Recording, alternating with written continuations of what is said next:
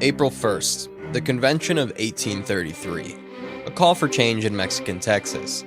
On April 1st, 1833, a gathering of concerned settlers in Mexican Texas converged in San Felipe de Austin, their voices united in a chorus of discontent. The Convention of 1833, as it became known, marked a pivotal moment in the history of Texas, as these determined individuals took a stand against the growing grievances that had been simmering beneath the surface of their relationship with the Mexican government. The seeds of discontent were sown by a series of policies enacted by the Mexican authorities, which had alienated the rapidly growing American population in Texas. The Mexican government's centralized tendencies, which aimed to exert greater control over the distant frontier territories, clashed with the Texans' desire for self-governance and local autonomy. Additionally, the Mexican government's attempts to regulate land titles and immigration further exacerbated tensions, as many Texans felt their rights were being trampled upon. Fueled by a yearning for a more equitable and representative system of government, the delegates of the Convention of 1833 drafted a series of petitions outlining their grievances and proposing reforms. These petitions addressed issues such as the abolishment of tariffs on goods entering Texas, the establishment of a separate state government, and the recognition of the rights of American settlers to their land grants. While the Mexican government initially dismissed the petitions, the Convention of 1833 served as a catalyst for further political mobilization among the Texas population. The delegates' bold statements of their rights and aspirations laid the groundwork for the growing movement for independence that would eventually erupt in 1836. Singapore becomes a British Crown colony.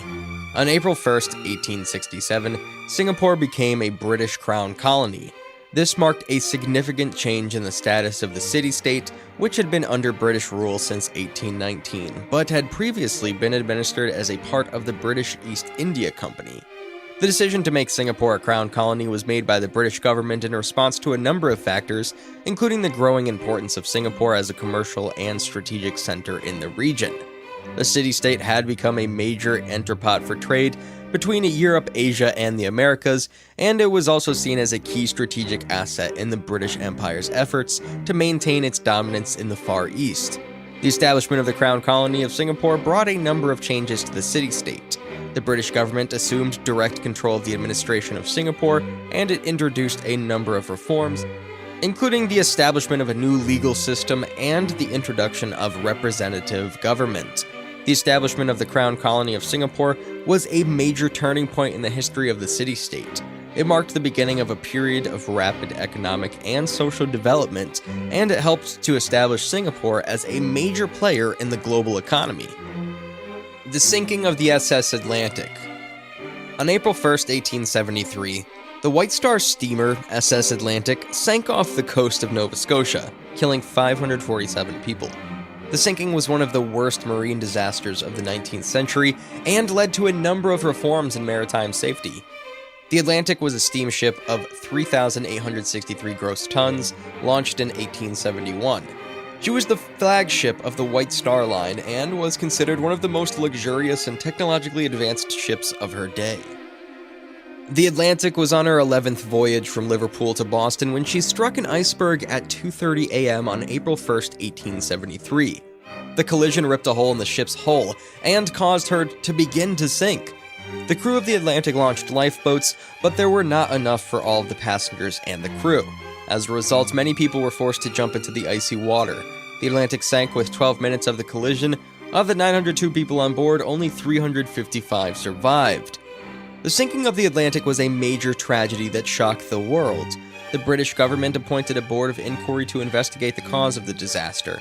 The board found that the captain of the Atlantic, James Williams, had been negligent of his duties. He had failed to keep a proper lookout for icebergs and had not ordered the ship to slow down when he saw them. The board also found that the Atlantic was not adequately equipped for a disaster. She did not have enough lifeboats for all the passengers and crew, and her lifeboats were not properly equipped. The sinking of the Atlantic led to a number of reforms in maritime safety. The British government passed new laws requiring ships to carry enough lifeboats for all passengers and crew. The law also required ships to be equipped with better lifeboat launching systems. The sinking of the SS Atlantic also led to the development of new technologies for maritime safety. Lifeboats were made more seaworthy, and new methods were developed for launching lifeboats quickly and efficiently. The sinking of the Atlantic was a dark day in maritime history. However, the tragedy led to important reforms that helped to save lives in the years to come. 5 Forks, a decisive Union victory that sealed the fate of Petersburg. Amidst the stalemate that had gripped the siege of Petersburg for over 9 months, the Confederates found themselves facing a formidable adversary in General Philip Sheridan. On April 1, 1865, Sheridan's audacious leadership and the unwavering courage of his troops orchestrated a stunning victory at 5 Forks, a crucial crossroads south of Petersburg. This decisive Union triumph marked a pivotal turning point in the war, effectively sealing the fate of Petersburg and the Confederacy. The Battle of 5 Forks unfolded as Sheridan, recognizing the strategic importance of the crossroads, launched a series of audacious attacks against the Confederate forces under General George Pickett. The Confederates, caught off guard and outnumbered, were overwhelmed by Union firepower. The Confederate defeat at 5 Forks severed their last remaining supply line into Petersburg, leaving the city vulnerable to Union encirclement and eventual capture. News of the Union victory at 5 Forks reached General Robert E. Lee on the evening of April 1st, sending shockwaves through the Confederate ranks. Lee realized that Petersburg could no longer be held, and with the prospect of encirclement and annihilation looming, he made the agonizing decision to evacuate the city. Edgar Wallace, a pioneer of the modern thriller. Richard Horatio Edgar Wallace was born on April 1, 1875, in Greenwich, London, England. He was an English journalist, author, and playwright who is considered one of the pioneers of the modern thriller. Wallace was born into poverty and had a difficult childhood. He left school at the age of 12 and worked a variety of jobs, including as a journalist, a lawyer's clerk, and a private detective. In 1896, Wallace joined the British Army and served in South Africa during the Boer War. After the war, he returned to England and began writing full-time. Wallace's first novel, The Four Just Men, was published in 1905. The novel was a huge success and established Wallace as a popular author. Over the next 2 decades, Wallace wrote over 175 novels, including The Ringer, 1926, The Mind of Mr. J.G. Reader, 1929, and The Crimson Circle, 1922. He also wrote numerous short stories, plays, and screenplays. Wallace's novels were characterized by their fast-paced plots, suspenseful action, and colorful characters. He was a master of creating suspense and keeping readers guessing until the very end. Wallace's work had a profound influence on the development of the modern thriller. He's credited with popularizing the genre and helping to establish its conventions. Wallace died on February 10, 1932, in Hollywood, California. He was 56 years old. April 2nd, the Battle of Lüneburg, a turning point in the War of Liberation. On April 2, 1813, Allied Prussian and Russian forces defeated a French corps at the Battle of Lüneburg. The battle was the first major engagement of the War of Liberation, which began after the French retreat from Russia. The French, under the command of General Morand, had been ordered to defeat Lüneburg, a strategic town on the Elbe River. The Allied forces, under the command of General Benensiege, were determined to break through the French lines and advance into Germany. The battle began early in the morning with the Allied forces attacking the French positions around Lüneburg. The French fought bravely, but they were outnumbered and outgunned by the Allies. By the end of the day, the French had been defeated and the forces to retreat. The Battle of Lüneburg was a major victory for the Allies. It showed that the French were no longer invincible, and it boosted morale among the Allied forces. The victory also opened the way for the Allies to advance into Germany and liberate the country from French rule. The coronation of Mongut as Rama IV. The pivotal moment in Thai history occurred on April 3, 1851, as Mongut ascended to the throne, assuming the title of Rama IV, marking the beginning of a transformative era for the Chakri dynasty in Thailand. His reign, spanning from 1851 to 1868, proved to be a period of remarkable change and modernization for the country. Mongut, prior to his coronation, had immersed himself in a rigorous 27-year stunt as a Buddhist monk. Armed with a profound education, he demonstrated fluency in English, Latin, and other languages, showcasing a keen interest in Western science and technology. Among his initial royal endeavors was the establishment of a new Ministry of Foreign Affairs, coupled with sending diplomatic missions to Europe and the United States. These endeavors aimed at embracing and understanding Western culture and technology, reflecting Mongut's commitment to opening Thailand to the outside world. However, this ambitious agenda faced resistance from conservative elements within Thai society who were apprehensive about the reforms despite the opposition. Mongut's determination prevailed and ultimately achieved his goal in modernizing Thailand and fostering international engagement. Mongut's reign witnessed not only strides in foreign affairs, but also crucial domestic reforms. He decisively abolished slavery, introduced a system of secular education, and undertook a comprehensive overhaul of the legal system. The enduring impact of Mongut's reforms reverberated across Thailand, modernizing the nation and fostering prosperity and stability. His legacy endures, and he's rightfully acknowledged as one of the most significant kings in Thai history, shaping the destiny of the Chakri dynasty and leaving an indelible mark on the evolution of Thailand into a more progressive and prosperous nation. The Battle of Copenhagen, a daring British victory that shaped the course of the French Revolutionary Wars. In the annals of naval warfare, few battles stand as a testament to sheer audacity and strategic brilliance as the Battle of Copenhagen. Fought on April 2, 1801, during the tumultuous era of the French Revolutionary Wars, this clash pitted the formidable British Royal Navy against a hastily assembled, outnumbered Dano-Norwegian fleet. This ensuing battle, marked by fierce engagements and unwavering determination, decisively altered the balance of power in the Baltic Sea and had a profound impact on the course of the war. The Richmond Bread Riot. On April 2, 1863, the largest in a series of Southern bread riots occurred in Richmond, Virginia, the capital of the Confederate States of America. The riot was sparked by the rising cost of food and other necessities, which had become increasingly scarce as the Civil War dragged on. The riot began when a group of women gathered in the streets to protest the high price of bread. The women were soon joined by men and children, and the crowd quickly grew to several thousand people. The rioters began to loot stores and warehouses, stealing food, clothing, and other supplies. They also set fire to buildings, including a tobacco warehouse and a hotel. The Confederate government responded to the riot by sending in troops to restore order. The troops fired on the rioters, killing and wounding several people, and the riot was eventually quelled, but it left a lasting impression on the Richmond and the Confederacy. April 2, 1865, the fall of Petersburg and the evacuation of Richmond.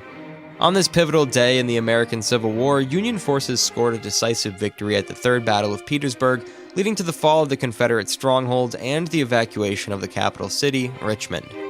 This momentous event marked a turning point in the war, signaling the imminent demise of the Confederacy. For months, Union forces under the command of Lieutenant General Ulysses S. Grant had relentlessly besieged Petersburg, a key Confederate stronghold that connected to the vital supply lines of Richmond. On April 2, 1865, the Union launched a coordinated assault, catching the Confederate defenders off guard and effectively shattering their defenses. The Confederate Army, weakened and demoralized by the prolonged siege, was unable to withstand the Union's superior numbers and firepower. The Confederates were forced to retreat from Petersburg, abandoning their hard-fought stronghold and leaving the city in Union hands. The fall of Petersburg had far-reaching consequences, as it not only severed crucial supply routes to Richmond, but also paved the way for the Confederate capital's evacuation. General Robert E. Lee, realizing the untenable situation, ordered the withdrawal of his forces from Richmond, effectively signaling the collapse of the Confederacy's heart. The fall of Petersburg and the evacuation of Richmond were symbolic blows to the Confederacy, marking the beginning of the end for their cause. The Union, emboldened by these victories, pressed their advantage, leading to the ultimate surrender of General Lee and the Army of Northern Virginia at Appomattox Courthouse. The Frog Lake Massacre. On April 2, 1885, a group of Cree warriors led by wandering spirits attacked the small settlement of Frog Lake in the district of Saskatchewan in the Northwest Territories.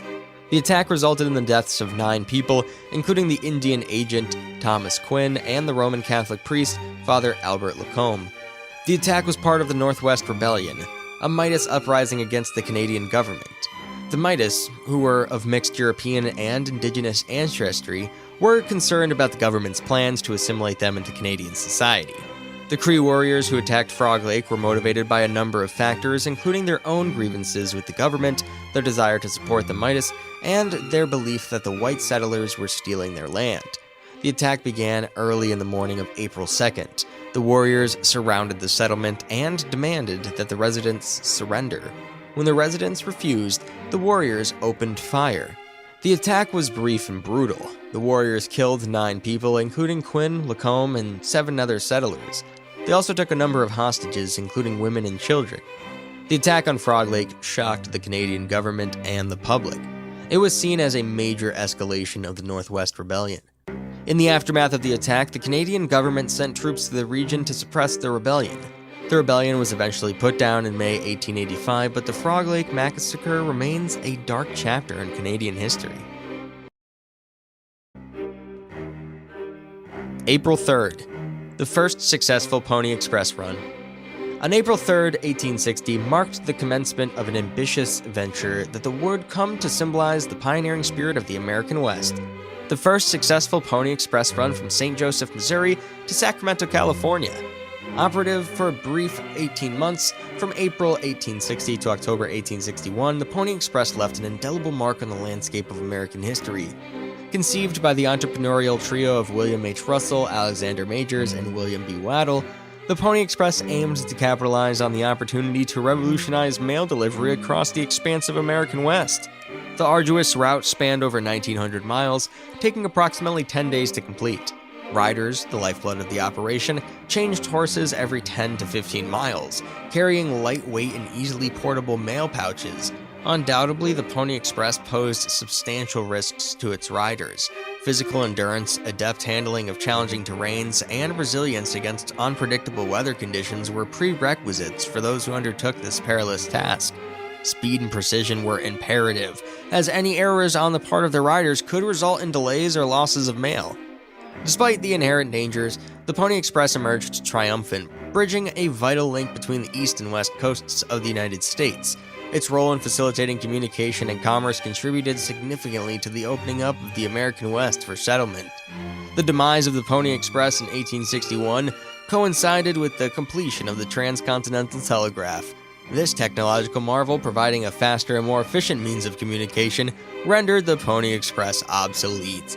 However, its legacy endures as a poignant symbol of the American West and the relentless spirit of exploration and progress that characterized this transformative period in history. The Assassination of Jesse James by Robert Ford. On April 3, 1882, Robert Ford, a member of Jesse James's gang, shot and killed James in the living room of his home in St. Joseph, Missouri. The assassination was a shocking event that sent shockwaves through the American Old West. James was a notorious outlaw who had led a gang of bandits that robbed banks, trains, and stagecoaches throughout the Midwest. He was also a folk hero to many, who saw him as a Robin Hood-like figure who robbed from the rich and gave to the poor. Ford was a young man who had joined James's gang in 1881. He was initially a loyal member of the gang, but he eventually became disillusioned with James's leadership. Ford believed that James was becoming increasingly reckless and that he was putting the gang at risk. Ford also believed that he could collect the $10,000 reward that had been offered for James's capture. He hatched a plan to assassinate James and collect the reward. On April 3, 1882, Ford went to James's home in St. Joseph, Missouri. He pretended to be interested in joining James's gang and asked if he could see James's gun collection. James showed Ford his guns, and Ford shot him in the back of the head.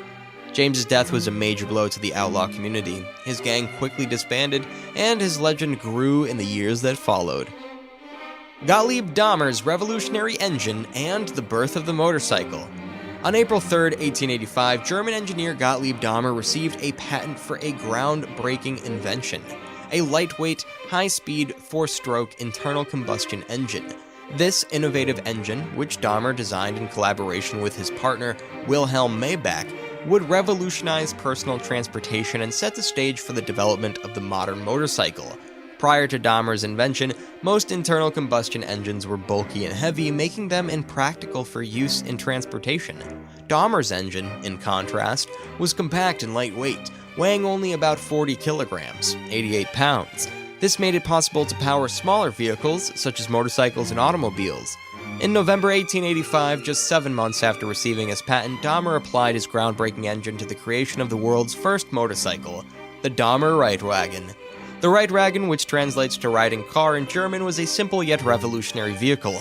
It featured a single-cylinder engine mounted above the rear wheel, driving a chain that powered the front wheel. The Red Wagon was a crude machine by today's standards, but it marked a significant milestone in the history of transportation. It demonstrated the potential for internal combustion engines for personal mobility and paved the way for the development of more advanced motorcycles and automobiles. The Whitechapel Murders, a night of terror in London. On the night of April 3, 1888, the impoverished Whitechapel district in the East End of London was plunged into a state of terror. The body of Mary Ann Nichols, a 43-year-old prostitute, was discovered in a backyard in Bucks Row. She had been brutally murdered, her throat cut, and her body mutilated. This was the first of 5 murders that would terrorize Whitechapel over the next 9 weeks. The victims, male prostitutes, were found in various locations in the district, their bodies bearing hallmarks of the brutal and sadistic killer. The press dubbed the perpetrator Drac the Ripper, in reference to a taunting letter that was sent to the police shortly after the first murder. The Whitechapel murders sent shockwaves through London. The police were baffled by the brutality of the crimes and the lack of any clear clues. The public was gripped by fear and the streets of Whitechapel were deserted at night. The murders continued, and on September 30th, 1888, the body of Mary Jane Kelly was discovered in her room in Miller's Court. Her murder was the most gruesome of all, and the mutilations were so severe that her face was barely recognizable. The public outcry was immense, and the police were under intense pressure to catch the killer. However, despite a massive manhunt, Jack the Ripper was never caught. The murders ceased in 1888, and the identity of the killer remains one of the most enduring mysteries in criminal history. The Trial of Oscar Wilde. On April 3, 1895, the trial of the libel case brought by Oscar Wilde against the Marquess of Queensberry began. The case was a turning point in Wilde's life, leading to his imprisonment on charges of homosexuality. The Marquess of Queensberry was the father of Lord Alfred Douglas, Wilde's lover. Queensberry had become increasingly hostile towards Wilde, and he had sent a card to Wilde's club that read, "For Oscar Wilde, posing sodomite." Wilde sued Queensberry for libel, alleging that the card was defamatory. The trial was a sensation, and it attracted widespread attention from the press. Wilde's lawyers argued that Queensberry's card was a malicious attack on Wilde's character, and that it was meant to ruin his reputation. Queensberry's lawyers argued that the card was simply a statement of fact and that Wilde was indeed a homosexual. The trial lasted for several weeks, and it became increasingly acrimonious. Wilde took the stand in his own defense, and he admitted to having homosexual relationships. This admission led to his downfall, as it provided Queensberry with the evidence he needed to prove his case. The jury found in favor of Queensberry, and Wilde was ordered to pay Queensberry $1,000 in damages. Wilde was also ordered to pay Queensberry's legal fees, which amounted to $2,500. Wilde was unable to pay the damages, and he was forced to sell his house and other assets. He was also arrested on charges of gross indecency, and he was eventually convicted and sentenced to 2 years of hard labor. Wilde's imprisonment was a devastating blow to his career and reputation. He was released from prison in 1897, but he was never able to regain his former prominence. He died in poverty in 1900 at the age of 46. April 4th, Napoleon's first abdication, a turning point in European history. On April 4th, 1814, Napoleon Bonaparte, facing the imminent defeat in the War of the Sixth Coalition, abdicated the French throne. The Grand Alliance of European powers, determined to overthrow him, had entered Paris on April 3, 1814. Napoleon retreated to the Fontainebleau, where, amidst growing despair, he made the difficult decision to step down. Offering a conditional abdication in favor of his son, Napoleon II, he aimed to preserve the Napoleonic dynasty. However, the Allies insisted on an unconditional surrender. Consequently, on April 6, 1814, Napoleon signed the Act of Abdication, renouncing his imperial title and political power. This marked the end of his initial reign and the beginning of exile on the island of Elba. Despite the defeat, Napoleon's lasting legacy endured, shaped by his impact on Europe's political landscape, far-reaching reforms, and military prowess. His first abdication, a significant moment, did not diminish his historical significance. William Henry Harrison's brief presidency comes to an end. On April 4, 1841, the United States experienced a historic moment with the death of President William Henry Harrison due to pneumonia. This marked a significant milestone as Harrison became the first U.S. president to pass away while in office, setting an unfortunate record for the shortest presidential administration. William Henry Harrison, the 9th President of the United States, had only been in office for 32 days when he had succumbed to illness. His presidency was notably brief, and his death prompted a swift transition of power. Following Harrison's demise, Vice President John Tyler assumed the role of president, stepping into the responsibilities and challenges left in the wake of Harrison's short-lived tenure. The brevity of Harrison's presidency and his untimely death underscored the fragility of leadership during that era and left an enduring mark on American history. The unexpected transition of power set a precedent for continuity in governance, emphasizing the resilience of the U.S. political system even in the face of unforeseen circumstances. 1847. The Great Fire of Munich's Central Station. On April 4, 1847, the Central Station in Munich, Germany, burned to the ground in a massive fire. The fire started in the station's baggage room and quickly spread to the rest of the building. The fire was so intense that it could be seen from miles away. It took firefighters over 12 hours to bring the fire under control. The fire caused extensive damage to the station. The building was completely destroyed, and all of the trains and equipment inside were lost. The fire also caused significant damage to the surrounding area. The fire was a major setback for the city of Munich. The station was a vital transportation hub for the city, and its destruction disrupted travel and commerce. The advent of the Finnish marka. On April 4, 1860, a historic announcement echoed across the Grand Duchy of Finland, heralding the official introduction of the Finnish marka as the national currency. This marked a pivotal moment in Finnish history, signifying the nation's transition to monetary independence from Russia. Before 1860, Finland relied on the Russian ruble as its official currency, a choice that proved unsuitable for the country's economic needs due to the volatility and difficulties in currency exchange. In response to these challenges, the Finnish government deliberated on the adoption of an independent currency during the 1850s. In 1859, a decisive step was taken as the government enacted a law establishing the Finnish marka as the official currency, initially pegged to the ruble at a rate of 1 marka to 1.25 rubles. The introduction of the marka elicited various reactions, with some celebrating it as a symbol of Finnish independence, while others expressed concerns about potential economic implications. While the initial transition led to short-term economic instability, the marka ultimately proved beneficial for Finland's economic stability and growth. Alexander II narrowly escapes assassination. On April 4, 1866, Alexander II of Russia narrowly evaded an assassination attempt by Dmitry Karakazov in St. Petersburg, marking a pivotal moment in Russian history. Karakazov, part of a radical political group opposing Alexander II's reforms, perceived the Tsar as a tyrant oppressing the Russian people. Positioned outside the Summer Garden, Karakazov fired a pistol at Alexander II as he departed, narrowly missing the Tsar, but tragically claiming the life of a bystander. Subsequently arrested, Karakazov was executed for his attempts. The event profoundly influenced Alexander II, prompting a shift toward conservatism and repression in his policies. Dissent and political opposition faced heightened crackdowns during this period.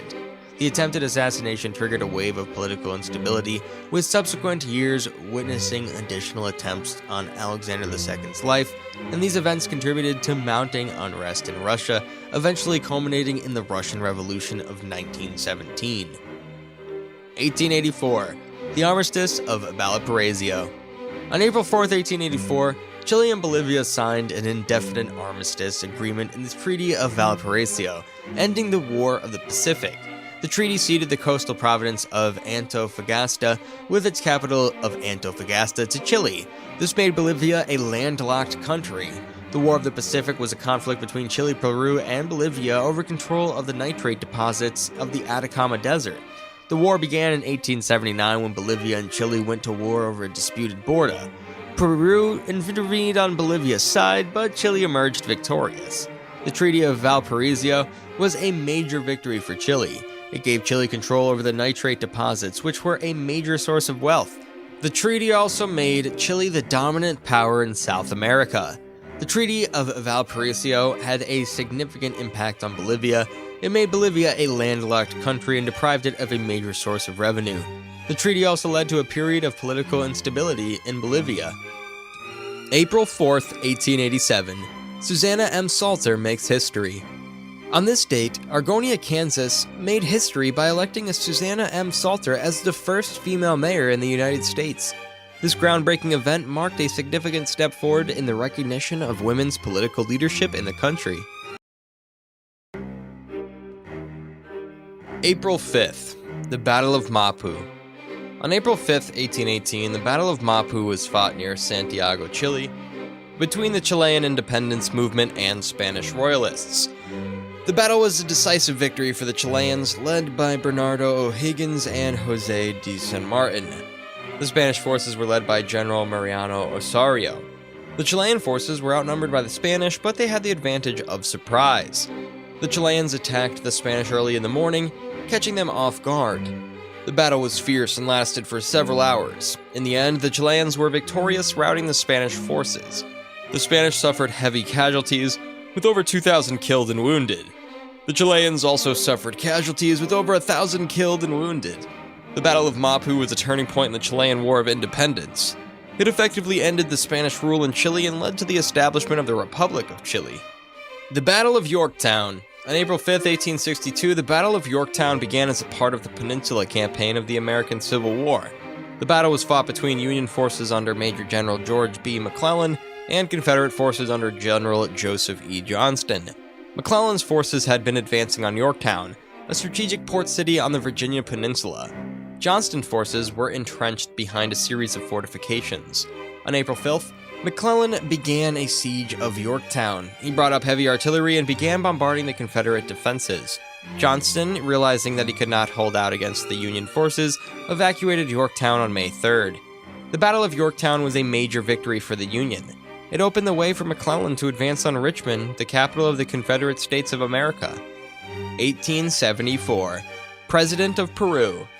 On April 5, 1874, Manuel Maria Ponce Bruset was born, marking the beginning of a remarkable journey that would shape the history of Peru.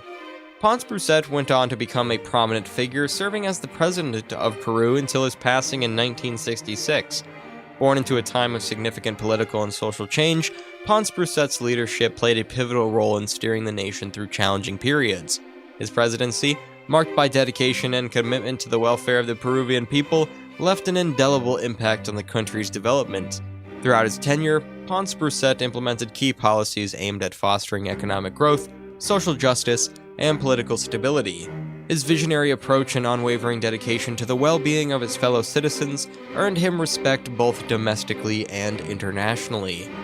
Beyond his political achievements, Ponce Bruset's legacy extends to his contributions in shaping Peru's cultural and historical landscape. His leadership during a transformative era is remembered as a testament to his resilience and commitment to progress. The War of the Pacific. On April 5, 1879, Bolivia declared war on Chile, and Chile declared war on Peru, stating the War of the Pacific. The war lasted for 4 years and ended with a decisive victory for Chile. The war was fought over control of the nitrate deposits of the Atacama Desert. Bolivia had controlled the region since the 1840s, but Chile had been expanding its territory into the desert in recent years. In 1878, Bolivia passed a law that threatened to confiscate the assets of the Chilean-owned Antofagasta Company, which held the concession to exploit the nitrate deposits in the region. Chile responded by occupying Antofagasta on February 14, 1879. Bolivia declared war on Chile on March 1, 1879. Peru, which had a defensive alliance with Bolivia, declared war on Chile on April 5th. The war was fought on land, sea, and air. Chile had a superior navy, which allowed it to blockade the Peruvian and Bolivian coasts. Chile also had a more modern army, which was better equipped and trained. The war began with a series of Chilean victories at sea. The Chilean Navy defeated the Peruvian Navy at the Battle of Laquique on May 21, 1879, and the Battle of Angamos on October 8, 1879. The Chilean army then invaded Peru and Bolivia. The Chileans won a decisive victory over the Bolivian army at the Battle of Tacna on May 26, 1880. The Chileans then turned their attention to Peru.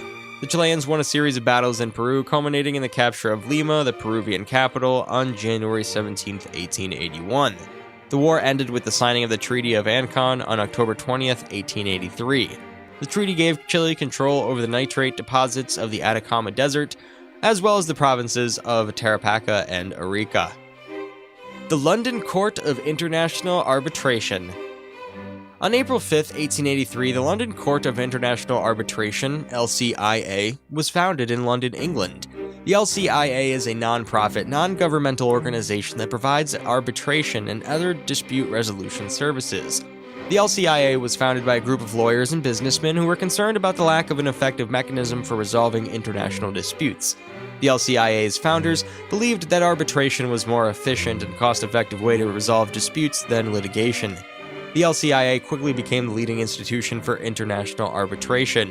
The LCIA has administered thousands of arbitrations involving parties from over 100 countries.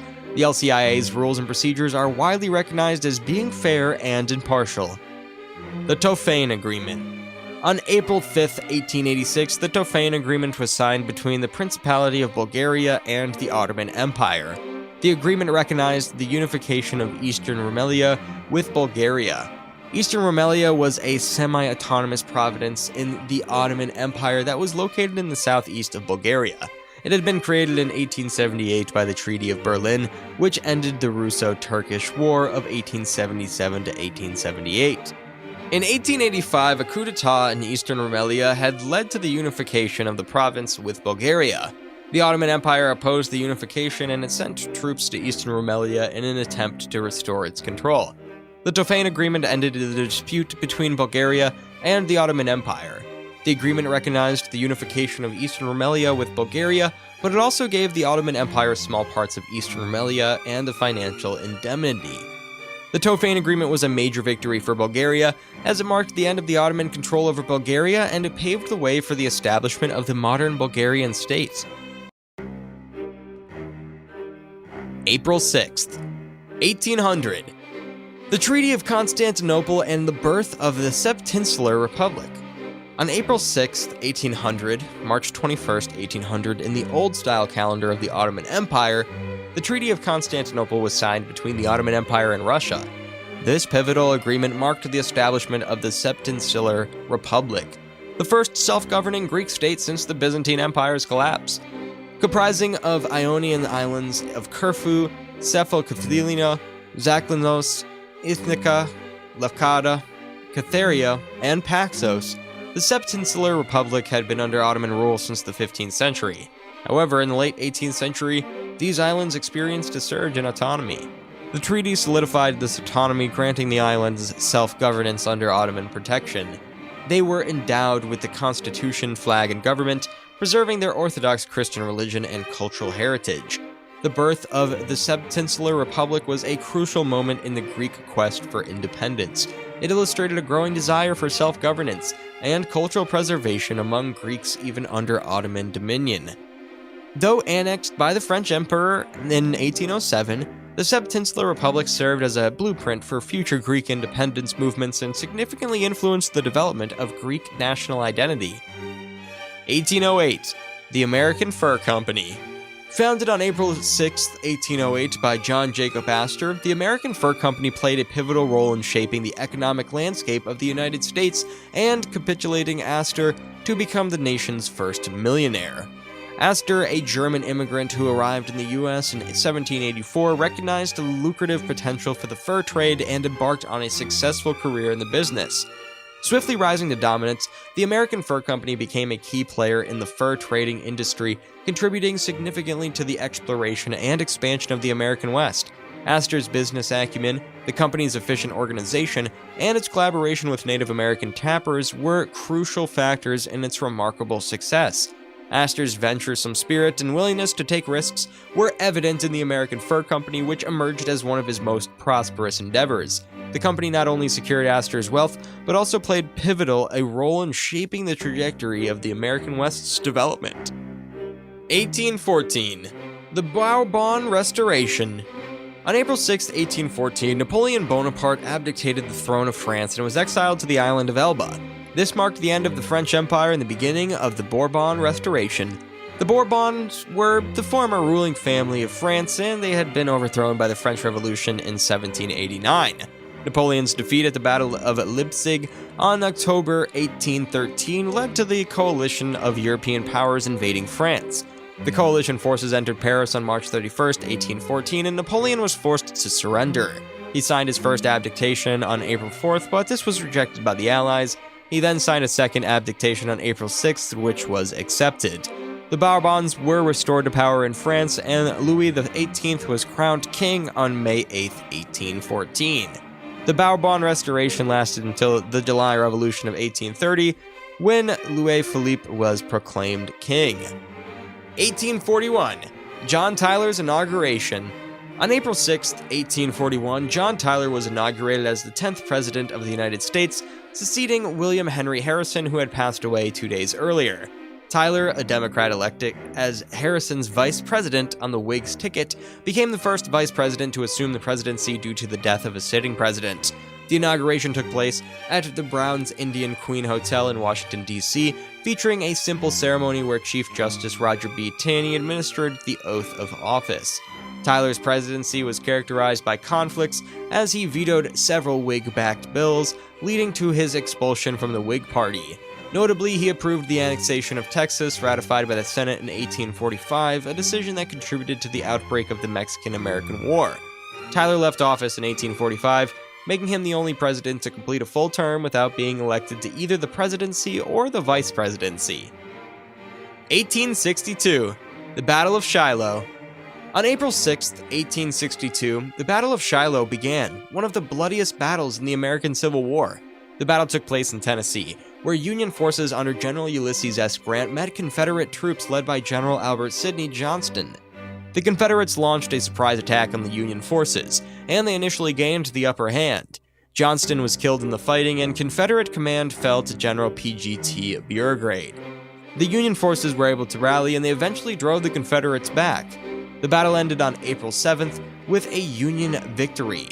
The Battle of Shiloh was a major turning point in the Civil War. It showed that the Union forces were capable of defeating the Confederates in a major battle. It also led to the rise of Grant, who would eventually become the commander of all Union forces and lead the North to victory in the war. 1866. The Grand Army of the Republic, GAR. On April 6, 1866, the GAR was founded in Decatur, Illinois, as a fraternal organization for Union veterans of the American Civil War. It served as a powerful political force, advocating for veterans' benefits and supporting policies that promoted the interests of Union veterans and their families. The GAR reached its peak membership of 409,489 in 1890. It organized parades, camps, and reunions, and it provided social support and assistance to veterans and their families. The GAR also played a role in preserving the memory of the Civil War and promoting patriotism. The GAR's influence declined in the early 20th century as the number of Civil War veterans dwindled. The organization was officially disbanded in 1956. 1896. The first modern Olympic Games. On April 6, 1896, the first modern Olympic Games were opened in Athens, Greece. The Games were a revival of the ancient Olympic Games, which had been banned by Roman Emperor Theodosius I in 393 AD. The Games were organized by Pierre de Coubertin, a French educator and historian who has inspired by the ancient Olympic Games. Coubertin believed that the Games could help to promote peace and understanding between nations. The first modern Olympic Games featured 14 nations and 241 athletes. The Games included 9 sports and 43 events, including track and field, swimming, gymnastics, and wrestling. The opening ceremony was held at the Pantheonic Stadium, an ancient stadium that had been rebuilt for the Games. The ceremony was attended by King George I of Greece, as well as representatives from the participating nations. The Games were a major success, and they helped to revive the Olympic spirit. The Games were held again in 1900 in Paris, France, and they have been held every 4 years since then. April 7th, 1805. The resumption of the Lewis and Clark Expedition. On April 7th, 1805, the Lewis and Clark Expedition, led by Meriwether Lewis and William Clark, resumed its westward journey along the Missouri River, following a winter spent at Fort Mandan, where they gathered information from the Mandan and Hadasta tribes. The expedition aimed to explore the Louisiana Purchase. Commissioned by President Thomas Jefferson, the expedition's objectives included mapping the territory, finding a route to the Pacific Ocean, and establishing relations with Native American tribes. With a team of 33 men, including soldiers, hunters, and interpreters, equipped with 2 keelboats and 2 pirogues carrying various supplies, the expedition faced diverse challenges, navigating through forests, prairies, and mountains. Despite harsh weather, encounters with hostile Native Americans, and limited supplies, the expedition successfully reached the Pacific Ocean on November 7, 1805. Their return to St. Louis on September 23, 1806 marked the culmination of a challenging, yet triumphant journey. The Lewis and Clark expedition's discoveries significantly influenced the United States, offering valuable insights into the Louisiana Purchase and Western Territories. Additionally, the expedition played a crucial role in promoting American expansion and exploration. 1805. The premiere of Beethoven's Arisoa Symphony. On April 7, 1805, Ludwig van Beethoven debuted his Third Symphony, known as Arisoa, at the theater of An der Wen in Vienna. This symphony marked a significant milestone in Beethoven's career, and it's revered as one of the greatest symphonies ever composed. Originating in 1802, Beethoven initially dedicated the symphony to Napoleon Bonaparte. However, following Napoleon's self-coronation as emperor in 1804, Beethoven withdrew the dedication. Comprising 4 movements, the song is renowned for its expansive forms, dramatic contrasts, and emotional intensity. The powerful sonata allegro first movement commences with a slow introduction, followed by a lyrical andante con moto, a scherzo with a trio in the third movement, and a triumphant finale based on the French Revolutionary song La Marseillaise. The symphony's premiere garnered widespread acclaim from both critics and audiences, establishing Beethoven as a preeminent composer. Its influence resonated across generations, solidifying Beethoven's status as one of the greatest musical minds in history. 1831. Pedro II's ascension to the Brazilian throne.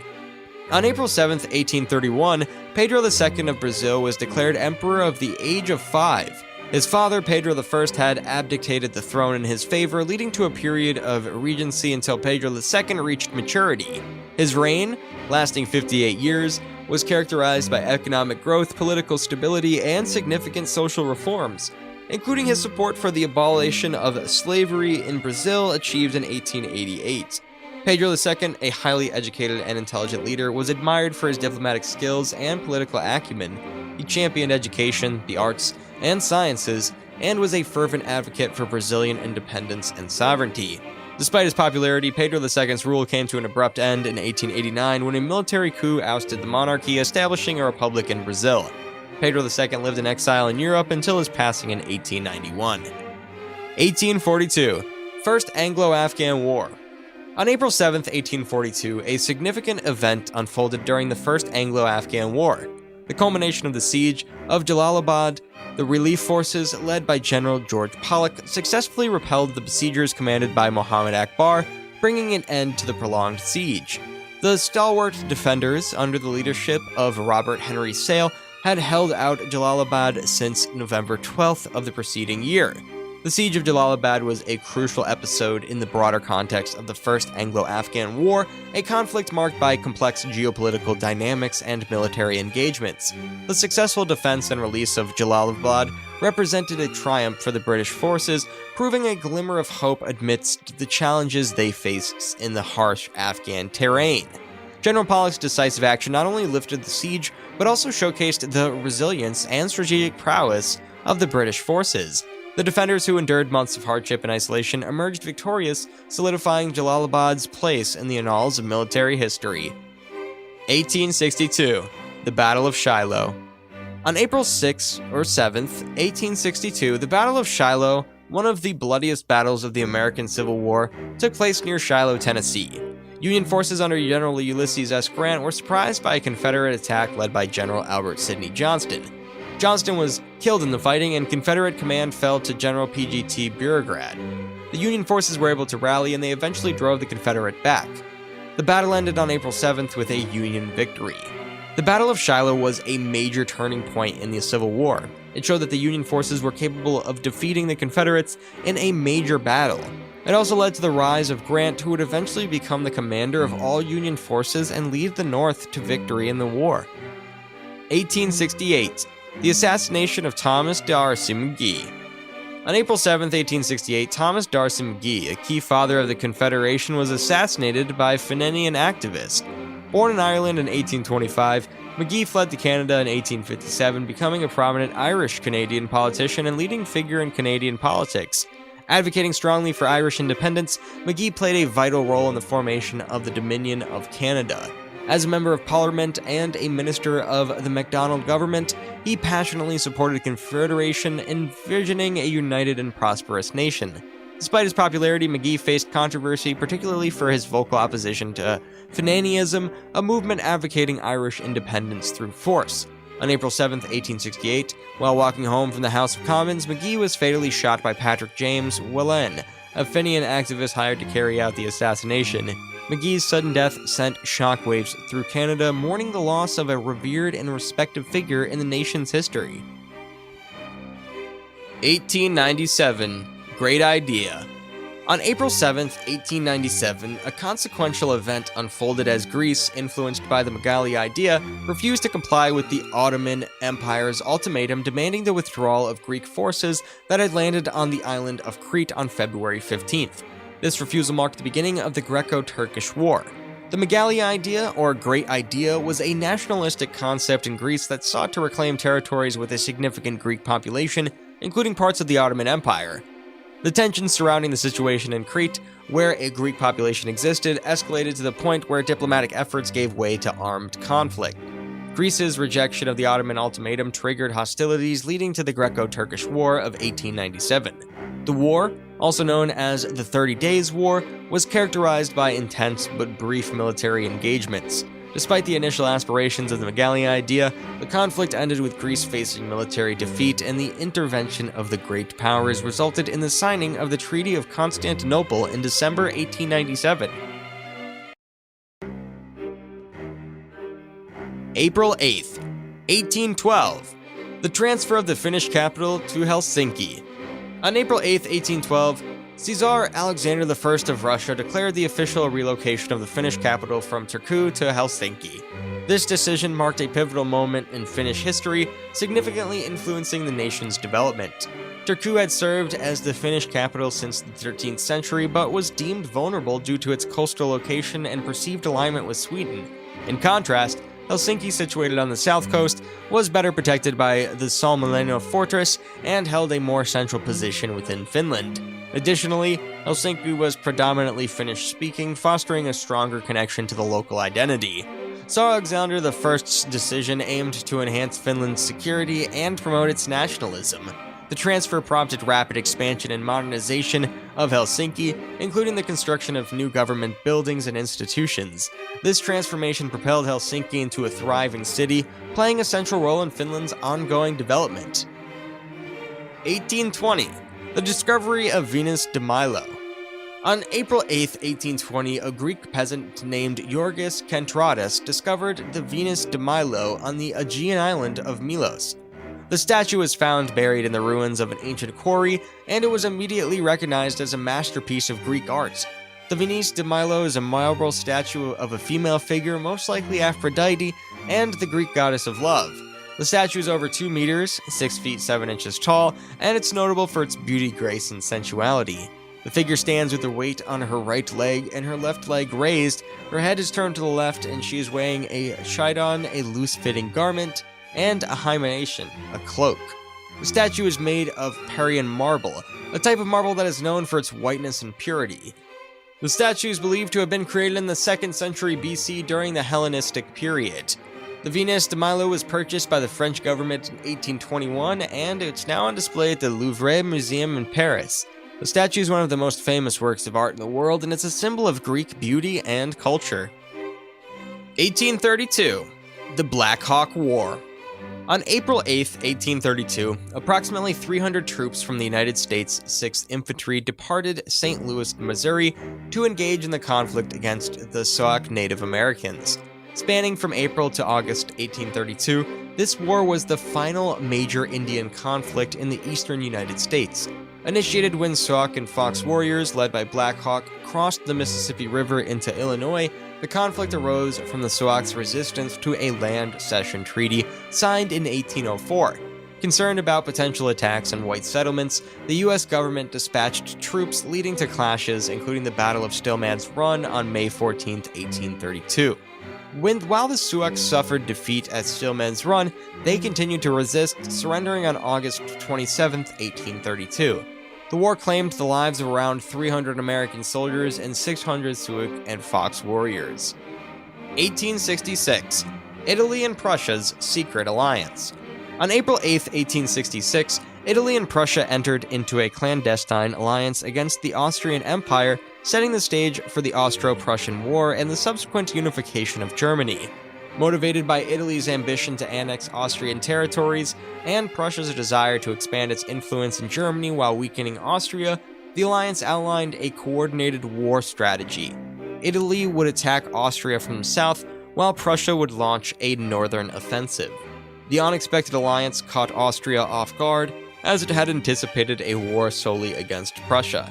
The Austro-Prussian War commenced on June 14, 1866, culminating in a swift and decisive Prussian victory at the Battle of Königgrätz on July 3, 1866. This conflict marked a turning point in European history, leading to the unification of Germany under Prussian leadership and the decline of Austria's dominance in Central Europe. The secret alliance between Italy and Prussia reshaped the geopolitical landscape, ushering in a new era of European politics. 1866.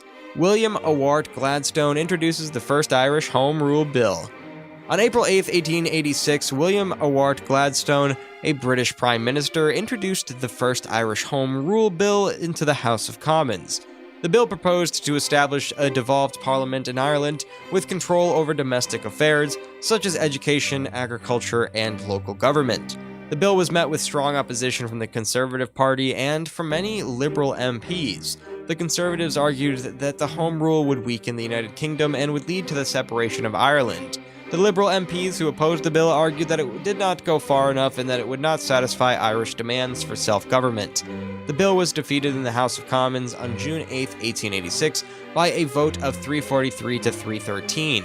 The defeat of the bill was a major setback for Gladstone and for the Irish Home Rule movement. 1895. Pollock versus Farmers Loan and Trust Co. On April 7, 1895, a landmark legal decision took place in the United States that significantly impacted tax policy.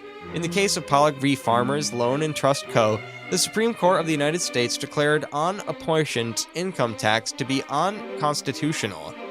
The case revolved around the constitutionality of the Income Tax Act of 1894, which imposed a direct tax on income without requiring it to be apportioned among the states based on population. The plaintiff, Charles Pollock, contested the constitutionality of the tax, arguing that it violated the constitutional requirement for direct taxes to be apportioned. In a 5-4 decision, the Supreme Court ruled in favor of Pollock, declaring the unapportioned income tax unconstitutional.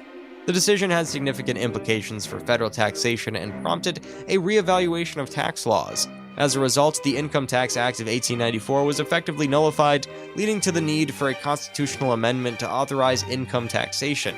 This legal milestone ultimately paved the way for the 16th Amendment to the United States Constitution, ratified in 1913, which granted Congress the power to levy income taxes without apportionment among the states.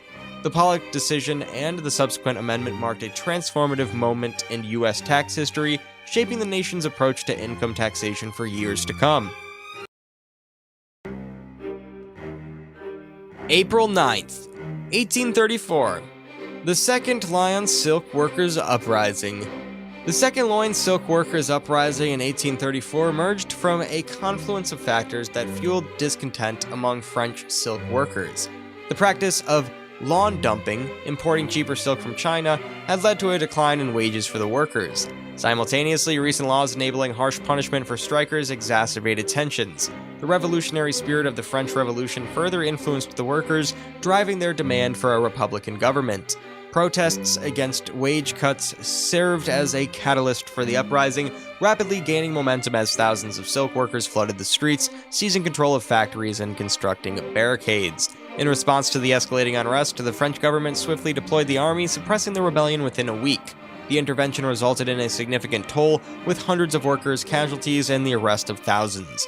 The Second Loin Silk Workers' Uprising represented a crucial juncture for the French working class, showcasing their determination to fight for labor rights. Its resonance extended beyond national borders, serving as an inspirational episode for workers' movements worldwide. 1860, the earliest known recording of human speech. On April 9, 1860, Edward Leon Scott de Martinville made the earliest known recording of audible human speech. The recording was made using a device called a phonautograph, which was invented by Scott de Martinville in 1857. The phonautograph was a simple device that used a stylus to trace the vibrations of sound waves onto a sheet of paper coated with soot. The recording made by Scott de Martinville was of a woman singing the French song Au clair de la lune. The recording was not audible at the time it was made because the phonautograph did not record the amplitude of the sound waves, only their frequency. In 1992, however, researchers at the French National Center for Scientific Research were able to reconstruct the recording by using a computer to analyze the frequency of the sound waves. 1864, the Battle of Pleasant Hill. On April 9, 1864, during the American Civil War, the Confederates suffered a defeat in the Battle of Pleasant Hill. The battle was fought near Mansfield, Louisiana, and was part of the Red River Campaign. The Union Army, led by General Nathaniel P. Banks, was attempting to capture the Confederate stronghold at Shreveport, Louisiana. The Confederate Army, led by General Richard Taylor, was determined to stop them. The battle began on April 8th with the Confederates launching a surprise attack on the Union Army. The Confederates were initially successful, and they forced the Union Army to retreat. However, the Union Army regrouped and counterattacked on April 9th. The Union Army was able to retake the field, and the Confederates were forced to retreat. The Battle of Pleasant Hill was a tactical victory for the Union, but it was a strategic victory for the Confederates. The battle forced the Union Army to abandon its plans to capture Shreveport, and it helped to prolong the war. 1865, the surrender of Robert E. Lee. On April 9, 1865, General Robert E. Lee surrendered the Army of Northern Virginia to General Ulysses S. Grant at Appomattox Courthouse, Virginia. This event effectively ended the American Civil War. The surrender of the Army of Northern Virginia was a major blow to the Confederate cause.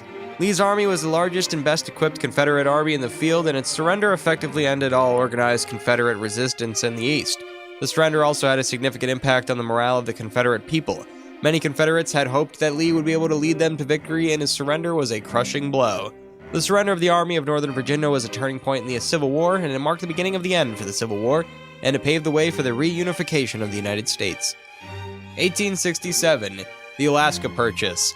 On April 9, 1867, the United States Senate approved the Alaska Purchase, the purchase of the Russian-American territory from Russia for $7.2 million. The purchase was negotiated by Secretary of State William H. Seward and Russian Minister to the United States Edward D. Stoecki. The treaty was signed on March 30, 1867, and was approved by the Senate by a vote of 37-2. The purchase was met with mixed reactions in the United States. Some people believed that it was a waste of money, while others believed that it was a strategic move that would give the United States access to the Pacific Ocean. The Alaska Purchase was a significant impact on the history of the United States. It doubled the size of the country, and it gave the U.S. control over a vast majority with rich natural resources. 1870, Deutsche Bank. On April 9, 1870, a significant chapter in German financial history unfolded as the Deutsche Bank commenced its operations in Berlin.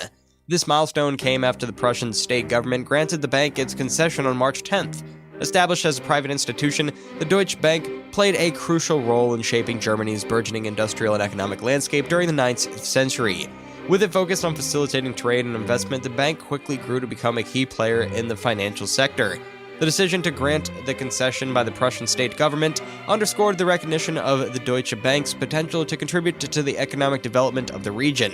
As the bank opened its doors for business on April 9, 1870, it marked the beginning of a legacy that would see the Deutsche Bank to evolve into one of the leading financial institutions, not only in Germany, but also on the global stage.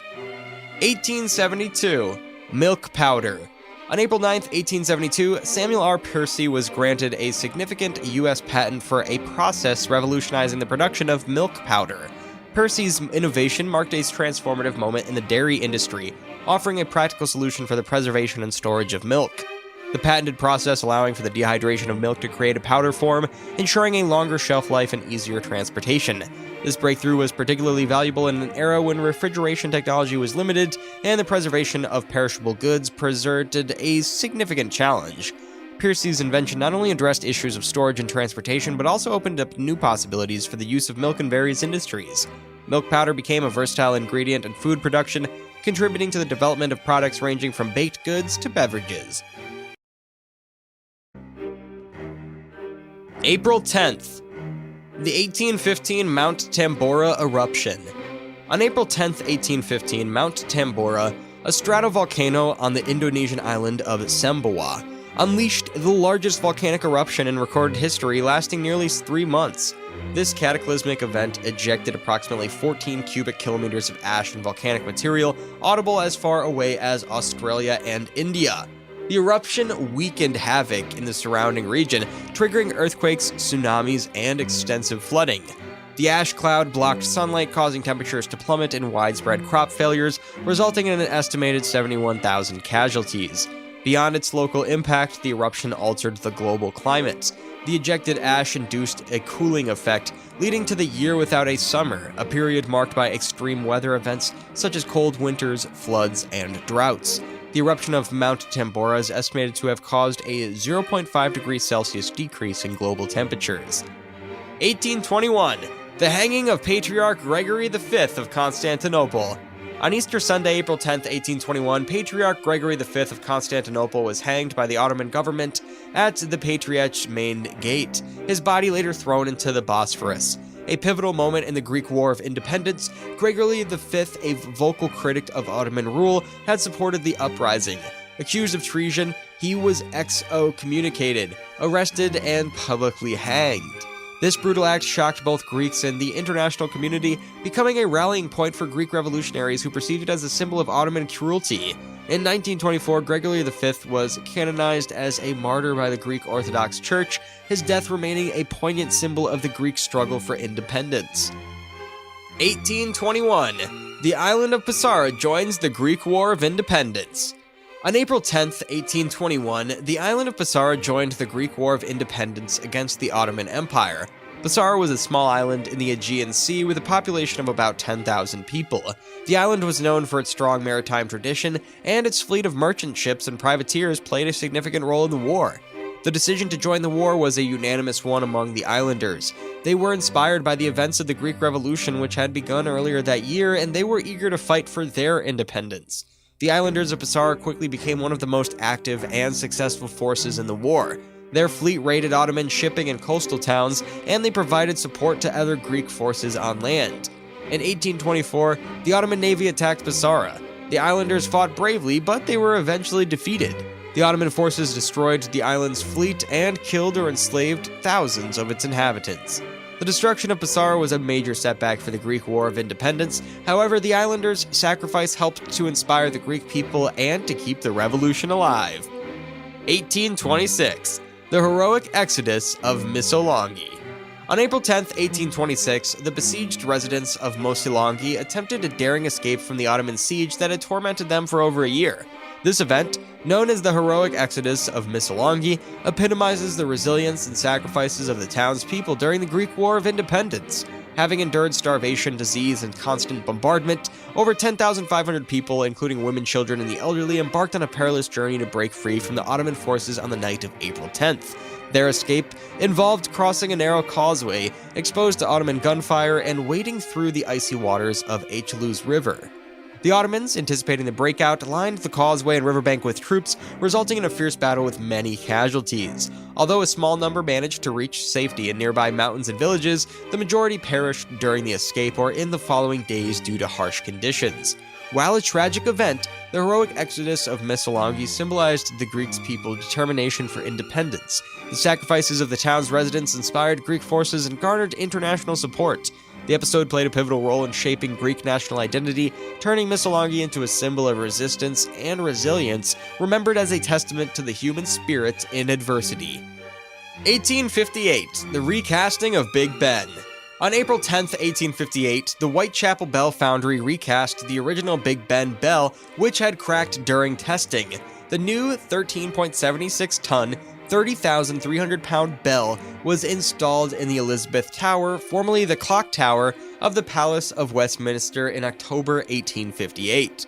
The original Big Ben bell was cast in 1856 by John Warner and Sons of Stockton-on-Tees, England. However, during testing in 1857, the bell cracked and had to be recast. The Whitechapel Bell Foundry was chosen to carry out the recasting as it had a long history of casting large bells. The recasting of Big Ben was a complex and challenging task. The bell had to be carefully measured and trimmed to ensure that it would fit properly in the bell tower. The casting process also had to be carefully controlled to prevent any further cracking. In October 1858, the new Big Ben bell was successfully installed in the Elizabeth Tower. The bell was rung for the first time on May 31, 1859. The recasting of Big Ben was a major engineering achievement. It ensured that the bell tower would have its iconic bell, and it also helped to preserve the bell's unique sound. 1864. The proclamation of Maximilian I of Mexico. On April 10, 1864, Archduke Maximilian of Habsburg was proclaimed Emperor of Mexico during the French intervention. Installed by the French army in 1862, Maximilian reluctantly accepted the throne, encouraged by his wife and promises of French support. However, challenges arose as the Mexican people opposed foreign rule, and French troop withdrawal in 1866 left Maximilian isolated. In 1867, President Juarez's forces defeated the French-backed army, leading to Maximilian's capture and execution on June 19, 1867. This proclamation marked the end of the French intervention, restoring President Juarez's liberal government, albeit leaving a lasting legacy of bitterness and division in Mexican history. 1868. The Battle of Orogi. On April 10, 1868, British and Indian forces, led by Sir Robert Napier, decisively defeated Emperor Tewodros II's Ethiopian army at Orogi in Abyssinia. In the battle, part of the British expedition to Abyssinia aimed to rescue British prisoners held by Tewodros. With modern weaponry, the British quickly overwhelmed the Ethiopians armed with traditional weapons. The short battle resulted in about 700 Ethiopian casualties and only took 2 British Indian losses. Tewodros surrendered after the Orogi victory, and he took his own life on April 13, 1868, solidifying British influence in the region. 1875. The founding of the Arya Samaj. On April 10, 1875, Swami Dayananda Saraswati founded the Arya Samaj in Mumbai, India. This Hindu reform movement, led by Dayananda Saraswati, aimed to revive the Vedic tradition and promote social reform. Critical of the perceived corruption in Hinduism due to superstition and ritualism, Dayananda Saraswati advocated a return to the fundamental teaching of the Vedas. The Arya Samaj gained rapid popularity, establishing schools, hospitals, and contributing significantly to the Indian independence movement. April 11th, 1809. Battle of the Basque Roads. The Battle of the Basque Roads, fought from April 11th to the 25th, 1809, was a naval engagement between British and French fleets in the narrow Basque Roads off the coast of France. The British force, led by Admiral Lord Gambier, consisted of 27 ships, while the French fleet under Vice Admiral Zachi Allemande had 30 ships. The battle involved unconventional tactics in the cramped coastal waters. The conflict began with British fire ships launched on the night of April 11th, causing damage to several French ships but failing to destroy the fleet. Subsequent engagements on April 12th resulted in significant damage to the French, although the fleet was not fully destroyed. A storm on April 22nd dispersed both fleets, allowing the French to escape to safety. Tactically, the Battle of the Basque Roads was a British victory, inflicting more damage than received. However, strategically, the French succeeded by escaping to remain a threat to British shipping lords. Cochrane's squadron of fire ships played a notable role in causing damage to the French fleet, despite challenges in coordination with Admiral Gambier. 1814. The Treaty of Fontainebleau. On April 11, 1814, the Treaty of Fontainebleau was signed, ending the War of the Sixth Coalition against Napoleon Bonaparte. The treaty forced Napoleon to abdicate unconditionally for the first time. The treaty was signed by Napoleon, representatives of Austria, Russia, and Prussia, and was ratified by the French government on April 13th. Under the terms of the treaty, Napoleon was exiled to the island of Elba off the coast of Italy. He was allowed to keep the title of emperor, but he was stripped of all real power. The treaty also stipulated that France would be restored to its borders as they existed before the French Revolution. The Treaty of Fontainebleau was a major victory for the Allies, and it marked the end of Napoleon's reign and the beginning of a new era in European history. 1822. The Chios Massacre. On April 11, 1822, the Ottoman fleet landed on the island of Chios in the Aegean Sea and carried out a massacre of the Greek inhabitants. The majority of the inhabitants were killed or enslaved, while 20,000 escaped as refugees. The massacre was a reaction to the Greek War of Independence, which had begun in 1821.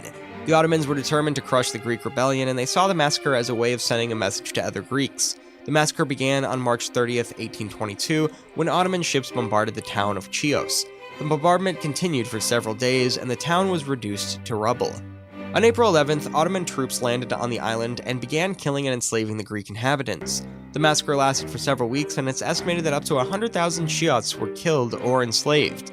The only ones who were temporarily spared were the domestic farmers, who were essential to the Ottoman economy. However, they were eventually enslaved. The Chios massacre was a horrific event that shocked the world, and it helped to galvanize support for the Greek cause because it played a role in the eventual victory of the Greek War of Independence. 1856, the Second Battle of Rivas.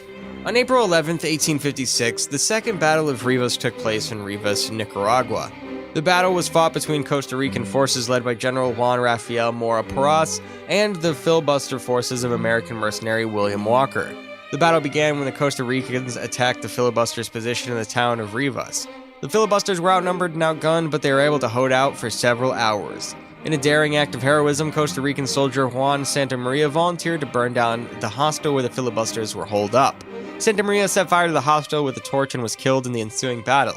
The destruction of the hostel forced the filibusters to retreat. The Costa Ricans won the battle, and Walker was forced to flee Nicaragua. 1868, the surrender of Edo Castle. On April 11, 1868, former shogun Tokugawa Yoshinobu surrendered Edo Castle to imperial forces, marking the end of the Tokugawa shogunate. The Tokugawa shogunate had ruled Japan for over 250 years, but it had come under increasing pressure from forces that wanted to restore imperial rule. In 1868, these forces, known as the Meiji Restorationists, launched a campaign to overthrow the shogunate. The Meiji Restorationists quickly gained the upper hand in the conflict, and in April 1868, they captured Edo, the shogunate's capital. Tokugawa Yoshinobu, realizing that his position was hopeless, surrendered Edo Castle. The surrender of Edo Castle marked the end of the Tokugawa shogunate and the beginning of the Meiji era. The Meiji Restorationists quickly set about modernizing Japan, and the country embarked on a period of rapid economic and political change. The surrender of Edo Castle had a number of significant implications. It marked the end of the Tokugawa shogunate and the beginning of the Meiji era. It led to the modernization of Japan and the country's emergence as a global power. It had a profound impact on Japanese society and culture. 1876, the founding of the Benevolent and Protective Order of Elks. On April 11, 1876, the Benevolent and Protective Order of Elks was founded in New York City, initially named the Independent Order of Odd Fellows before being renamed in 1878. This fraternal organization, led by figures like Charles Algernon Coleridge, has since grown to over 2 million members worldwide. Known for their dedication to civic service, charity, and benevolence, the Elks have raised millions for causes like the United Way, the American Red Cross, the Shriners Hospitals for Children, and a strong commitment to brotherhood. The Elks sponsor various social and recreational activities, providing support to members and making a positive impact in their communities. April 12, 1807, the Froberg Mutiny. On April 12, 1807, the Froberg Mutiny on Malta ended with the remaining mutineers blew up the magazine of Fort Rascali. The mutiny had begun on April 4th when a group of Greek and Albanian soldiers in the Froberg Regiment, a foreign unit in the British Army, rose up against their officers. The mutineers were led by Karo Mitro, a Greek soldier. The mutineers quickly gained control of Fort Rascoli, a strategically important fort on the island of Malta. They killed several officers and soldiers, and they threatened to kill more if their demands were not met. The British government sent troops to Malta to suppress the mutiny. On April 11th, the British troops attacked Fort Ricascoli. The mutineers fought back, but they were eventually defeated. On April 12th, the remaining mutineers, who were outnumbered and outgunned, decided to blow up the magazine of Fort Rascalo. The explosion killed 10 mutineers and 10 British soldiers. The Froberg Mutiny was a major embarrassment for the British Army. It was the only mutiny of British regular troops to take place during the Napoleonic Wars. The mutiny had a number of implications. It led to the disbandment of the Froberg Regiment and an increased British military discipline in Malta. 1820, the Declaration of Alexander Euspatulus. On April 12, 1820, Alexander Yasplantalis was declared leader of Flikietaria, a secret organization aiming to overthrow Ottoman rule in Greece. Yasplantalis, a charismatic Greek nobleman with a military background, became a pivotal figure in Greek independence movements. The declaration marked the commencement of the Greek War of Independence, an 8-year struggle that conducted in Greek victory and the recognition of Greek independence by the great powers in 1832. Yasplantalis' move ignited patriotic fervor among Greeks and signified the end of centuries of Ottoman rule, ushering in a new era of Greek self-determination. 1831. The Broughton Suspension Bridge Collapse. On April 12, 1831, a bridge collapsed in Manchester, England, as a result of soldiers marching on it in step. The bridge, which was located over the River Irel, was designed by Samuel Brown and was one of the first suspension bridges in Europe. The bridge was carrying a company of soldiers from the 60th Rifle Corps when it collapsed. The soldiers were marching in step, which caused the bridge to vibrate at its natural frequency. This vibration eventually caused one of the bridge's chains to break, which led to the collapse of the entire bridge.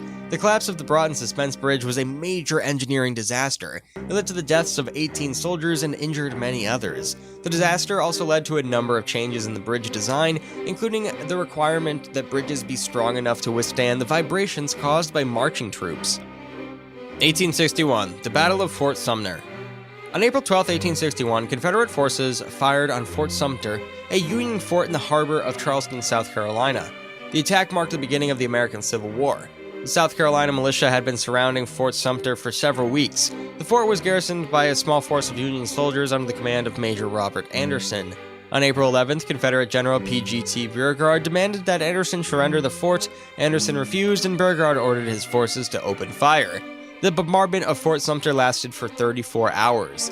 The fort was badly damaged, and Anderson and his men were forced to surrender. The surrender of Fort Sumter was a major turning point in American history. It marked the beginning of a 4-year civil war that would claim the lives of over 600,000 Americans. 1864.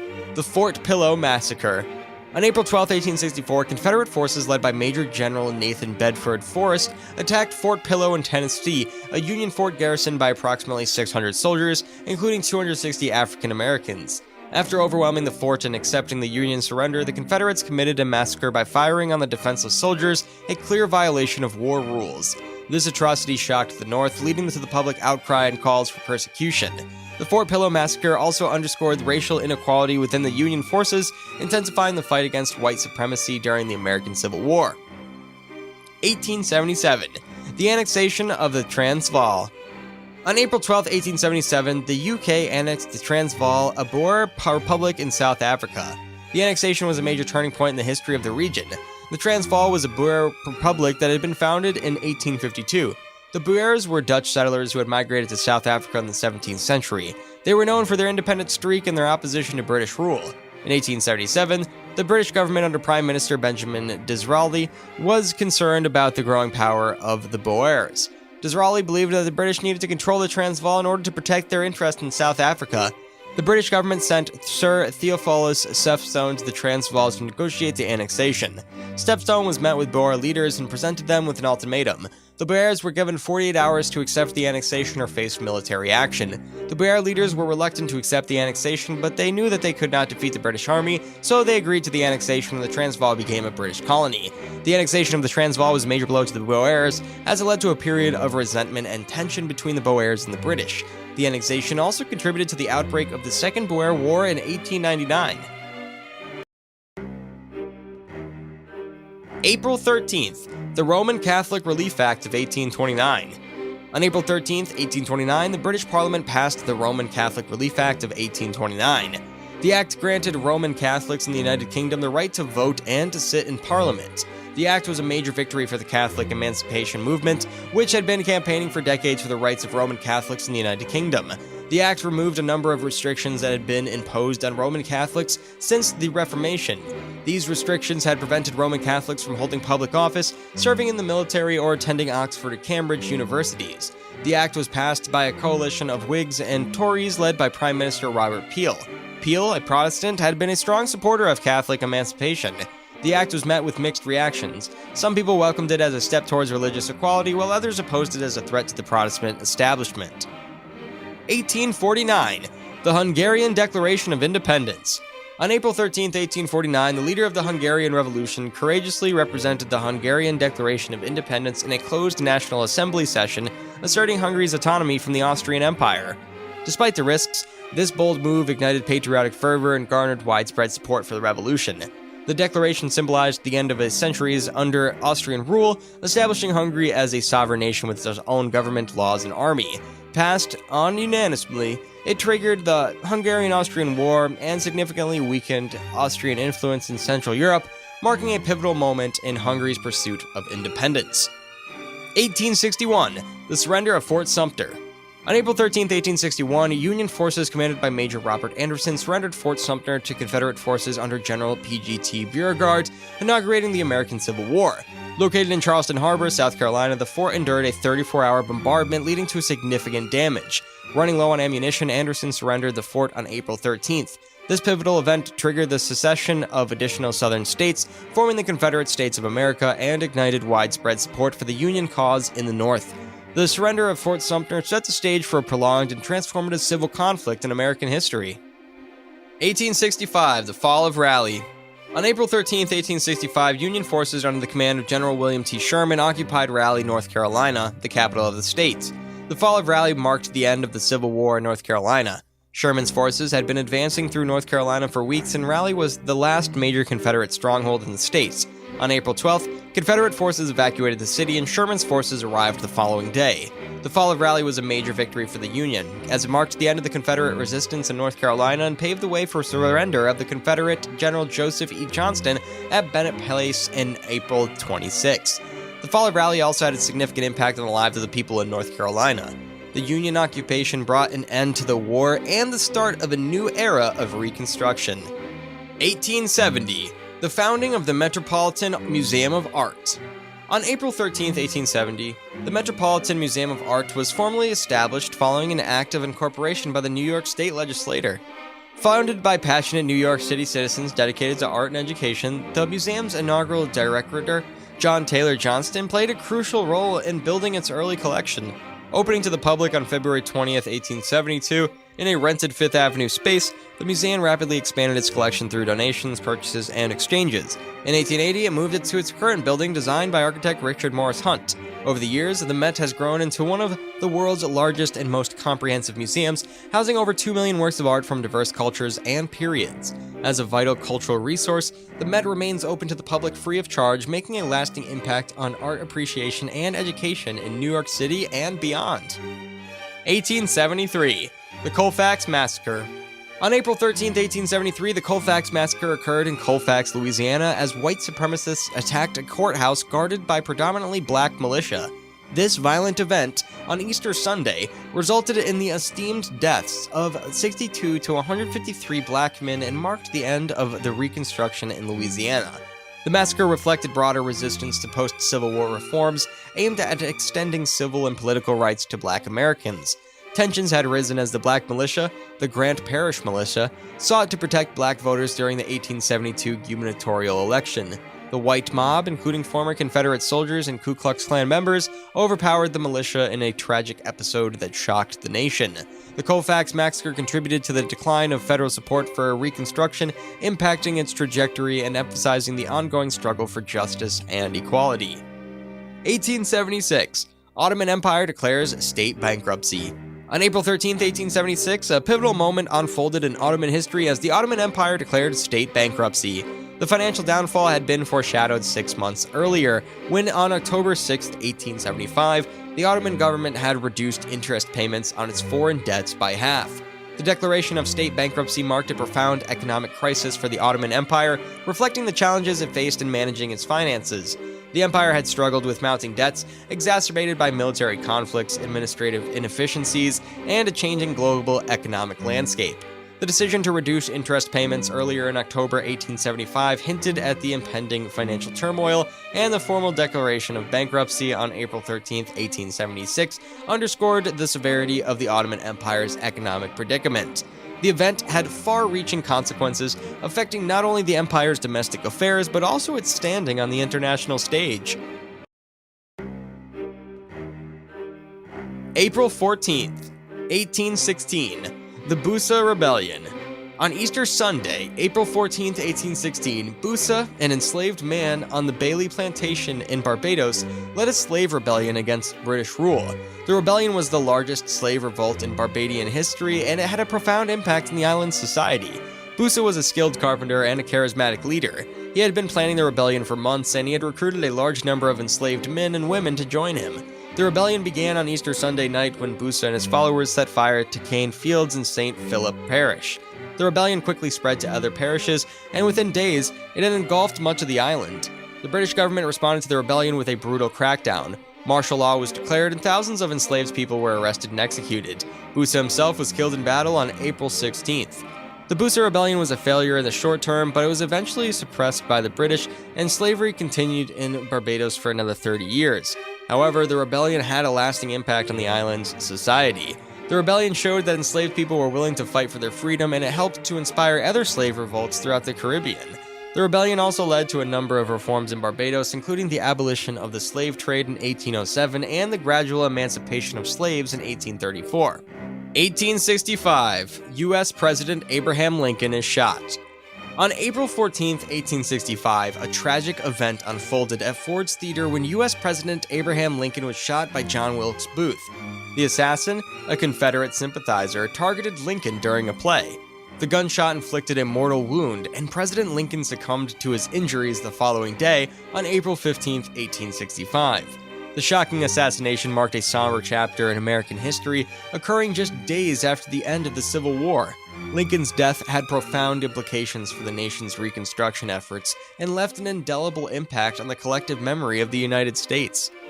1865, the assassination attempt on William H. Seward.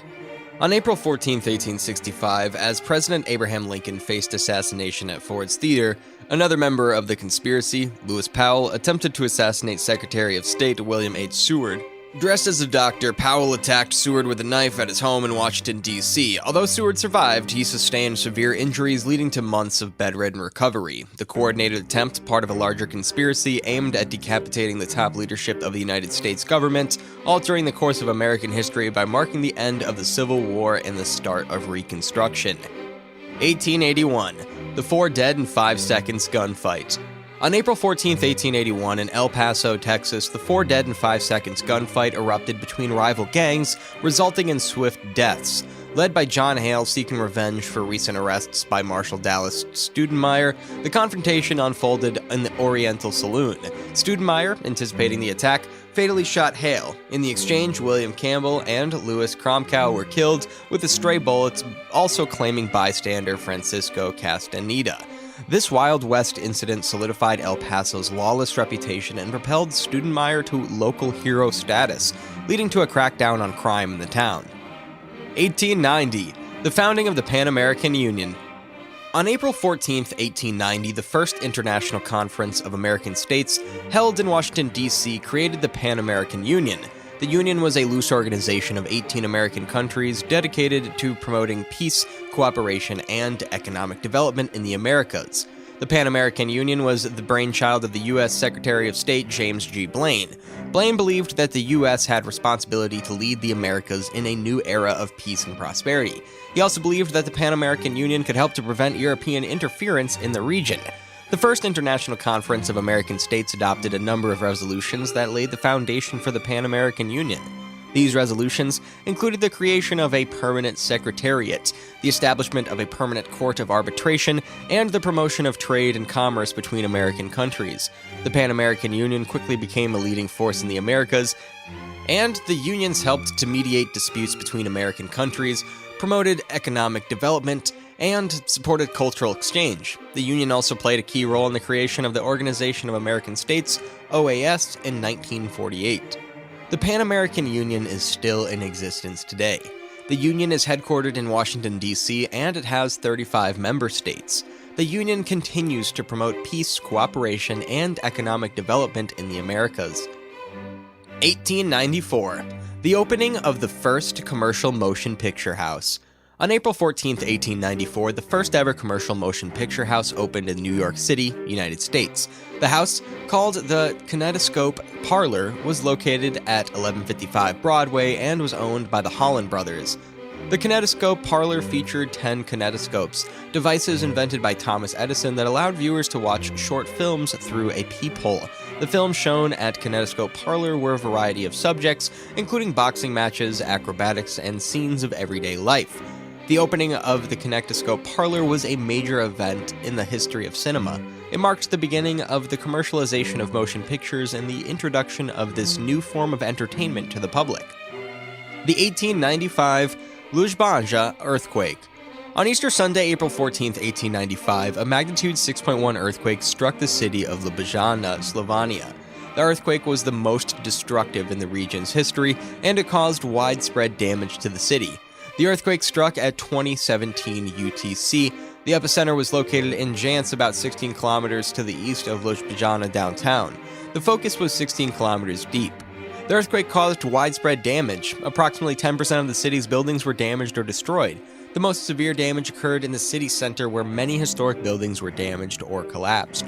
The earthquake also caused widespread damage in the surrounding area. In the town of Vadis, about 20 kilometers north of Ljubljana, the earthquake caused the collapse of a bridge and the death of several people. The earthquake had a significant impact on the city. The damage caused by the earthquake led to a major rebuilding effort in the city. The earthquake also led to the development of new building codes in Slovenia, designed to mitigate the damage caused by future earthquakes.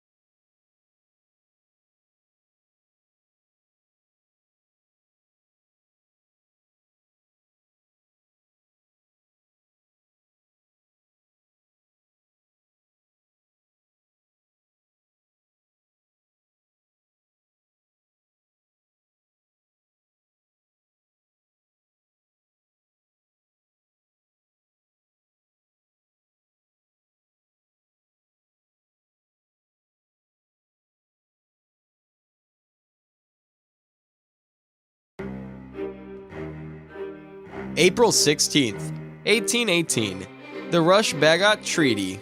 The Rush-Bagot Treaty, or Rush-Bagot Disarmament, was a treaty between the United States and Great Britain limiting naval armaments on the Great Lakes and Lake Champlain. It was ratified by the United States Senate on April 16, 1818, and was confirmed by Canada following Confederation in 1867. The treaty was signed by United States Secretary of State Richard Rush and British Ambassador to the United States Charles Bagot on April 28, 1817. It was a major step towards peace and cooperation between the two countries following the War of 1812. The treaty prohibited the construction of new warships in the Great Lakes and Lake Champlain, and it limited the number of warships that could be stationed on the lakes. It also prohibited the use of cannon on any ship on the lakes. The Rush-Bagot Treaty had a significant impact on the development of the Great Lakes region. It helped to create a more peaceful and stable environment in the region, and it contributed to the economic growth of the region. The treaty is still in effect today, and it's considered to be one of the most successful arms control treaties in history. 1838. The capture of Veracruz. On April 16, 1838, the French army captured the Mexican port city of Veracruz during the Pastry War. The capture was a major victory for France and a humiliation for Mexico. The Pastry War began in November 1838 when France demanded that Mexico pay 600,000 pesos in reparations for the injuries of French citizens in Mexico. Mexico refused to pay, and France responded by blockading Mexican ports and bombarding the fortress of San Juan de Ulua, which guarded the entrance to the port of Veracruz. On April 16th, French forces landed at Veracruz and began to bombard the city. The Mexican defenders were outnumbered and outgunned, and they were forced to surrender within hours. The capture of Veracruz was a major blow to Mexican morale. It showed that Mexico was unable to defend itself against a foreign power, and it led to widespread protests against the government of President Antiasto Bustamante. The Pastry War ended in March 1839 when Mexico agreed to pay France 600,000 pesos. The war had a lasting impact on Mexico, and it contributed to the country's political instability in the years that followed. 1847. The shooting of Tipahai Tuora and the opening of the Wangani Campaign. On April 16, 1847, the accidental shooting of a McQuarrie man by an English sailor led to the opening of the Wanganu Campaign of the New Zealand Wars. The shooting occurred at the Rutland Stockade, a British military post in the Wangani River. A young Maori man named Tipahai Tuora was fishing near the stockade when he was shot in the face by a sailor named John Jones. Jones claimed that he'd mistaken to pay for a wild pig. The shooting outraged the Maori people in the Wangani region. They believed that the shooting was a deliberate act of aggression by the British, and they vowed to avenge Tipahai's death. A few days later, a group of Maori warriors attacked the Rutland Stockade. The attack was unsuccessful, but it marked the beginning of the Wangani Campaign. The Wangani Campaign lasted for 2 years. During that time, the British and Maori fought a series of battles along the Wangani River. The British eventually won the campaign, but at a high cost. The shooting of Tipahai Tuora was a significant event in the history of the New Zealand Wars. It marked the beginning of a period of intense conflict between the British and Maori. 1853. The opening of the first passenger rail in India. On April 16, 1853, the Great Indian Peninsula Railway, GIPR, opened the first passenger rail in India from Bior Bunder to Thane. The 34-kilometer journey took about 55 minutes, and it was a major milestone in the development of India's transportation system. The GIPR was founded in 1845 by a group of British entrepreneurs. The company was granted a charter by the British East India Company to build a railway line from Bombay to Thane. Construction began in 1850 and the line was completed in 1853. The opening of the first passenger rail in India was a major event. It marked the beginning of a new era of transportation in India. The railway made it possible for people to travel long distances quickly and easily. It also helped to stimulate economic development in India. The GIPR continued to expand its network in the years that followed. By 1870, the company had built a network of over 1,000 kilometers. The railway played a major role in the development of India's economy and society. 1862. The Battle of Lee's Mills. On April 16, 1862, Union and Confederate forces clashed at Lee's Mills, Virginia, during the Peninsula Campaign of the American Civil War. The battle was a minor engagement, but it had a significant impact on the campaign. The Union Army of the Potomac, under the command of Major General George B. McClellan, was advancing up the Virginian Peninsula toward Richmond, the capital of the Confederate States of America. On April 15th, the Union forces crossed the Warwick River and began to advance on the Confederate positions at Yorktown. The Confederate forces, under the command of General Joseph E. Johnston, were defending the Warwick River Line, a series of fortifications that ran along the Warwick River. The Confederates were outnumbered by the Union forces, but they were well positioned behind their fortifications. On April 16th, the Union forces advanced on the Confederate positions at Lee's Mills. The Union forces were led by Major General Edwin V. Sumner's 2nd Corps. The Confederate forces were led by General John B. McWhorter's 1st Military District. The Union forces attacked the Confederate positions at Lee's Mills, but they were unable to break through the Confederate defenses. The battle lasted for several hours, but it ended in a stalemate. The Battle of Lee's Mills was a minor engagement, but it had a significant impact on the Peninsula Campaign. The battle showed that the Confederates were determined to defend the Warwick River line, and it forced McClellan to slow his advance on Richmond. 1862, the District of Columbia Compensated Emancipation Act. On April 16, 1862, President Abraham Lincoln signed the District of Columbia Compensated Emancipation Act into law. The act ended slavery in the District of Columbia, the seat of the United States government.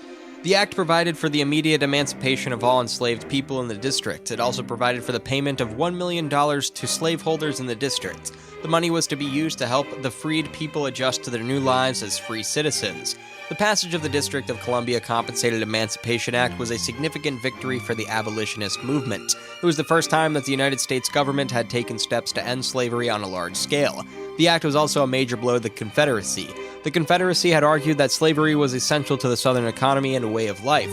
The passage of the District of Columbia Compensated Emancipation Act showed that the Union was committed to ending slavery even in the nation's capital. 1878, the founding of Kotka City. On April 16, 1878, the Senate of the Grand Duchy of Finland issued a declaration establishing the city of Kotka in the southern islands of the old Kymi parish. This marked a significant milestone in the history of Kotka, transforming it from a small fishing village into a burgeoning urban center. The declaration came at a propitious time, coinciding with a period of rapid industrial development in Finland. Kotka's location along the Gulf of Finland made it an ideal port for shipping, and the city soon became a hub for lumber and shipbuilding. The establishment of Kotka City brought about a surge of economic growth and population increase. Factories and shipyards sprang up, and people from all over Finland flocked to the city in search of work. Kotka's population grew from around 2,000 in 1878 to over 10,000 by the end of the century. In addition to its economic importance, Kotka also became a cultural center, attracting artists, writers, and musicians from across Finland. The city's vibrant art scene flourished, and Kotka became known for its beautiful architecture and cultural attractions. The establishment of Kotka City in 1878 was a pivotal moment in the city's history.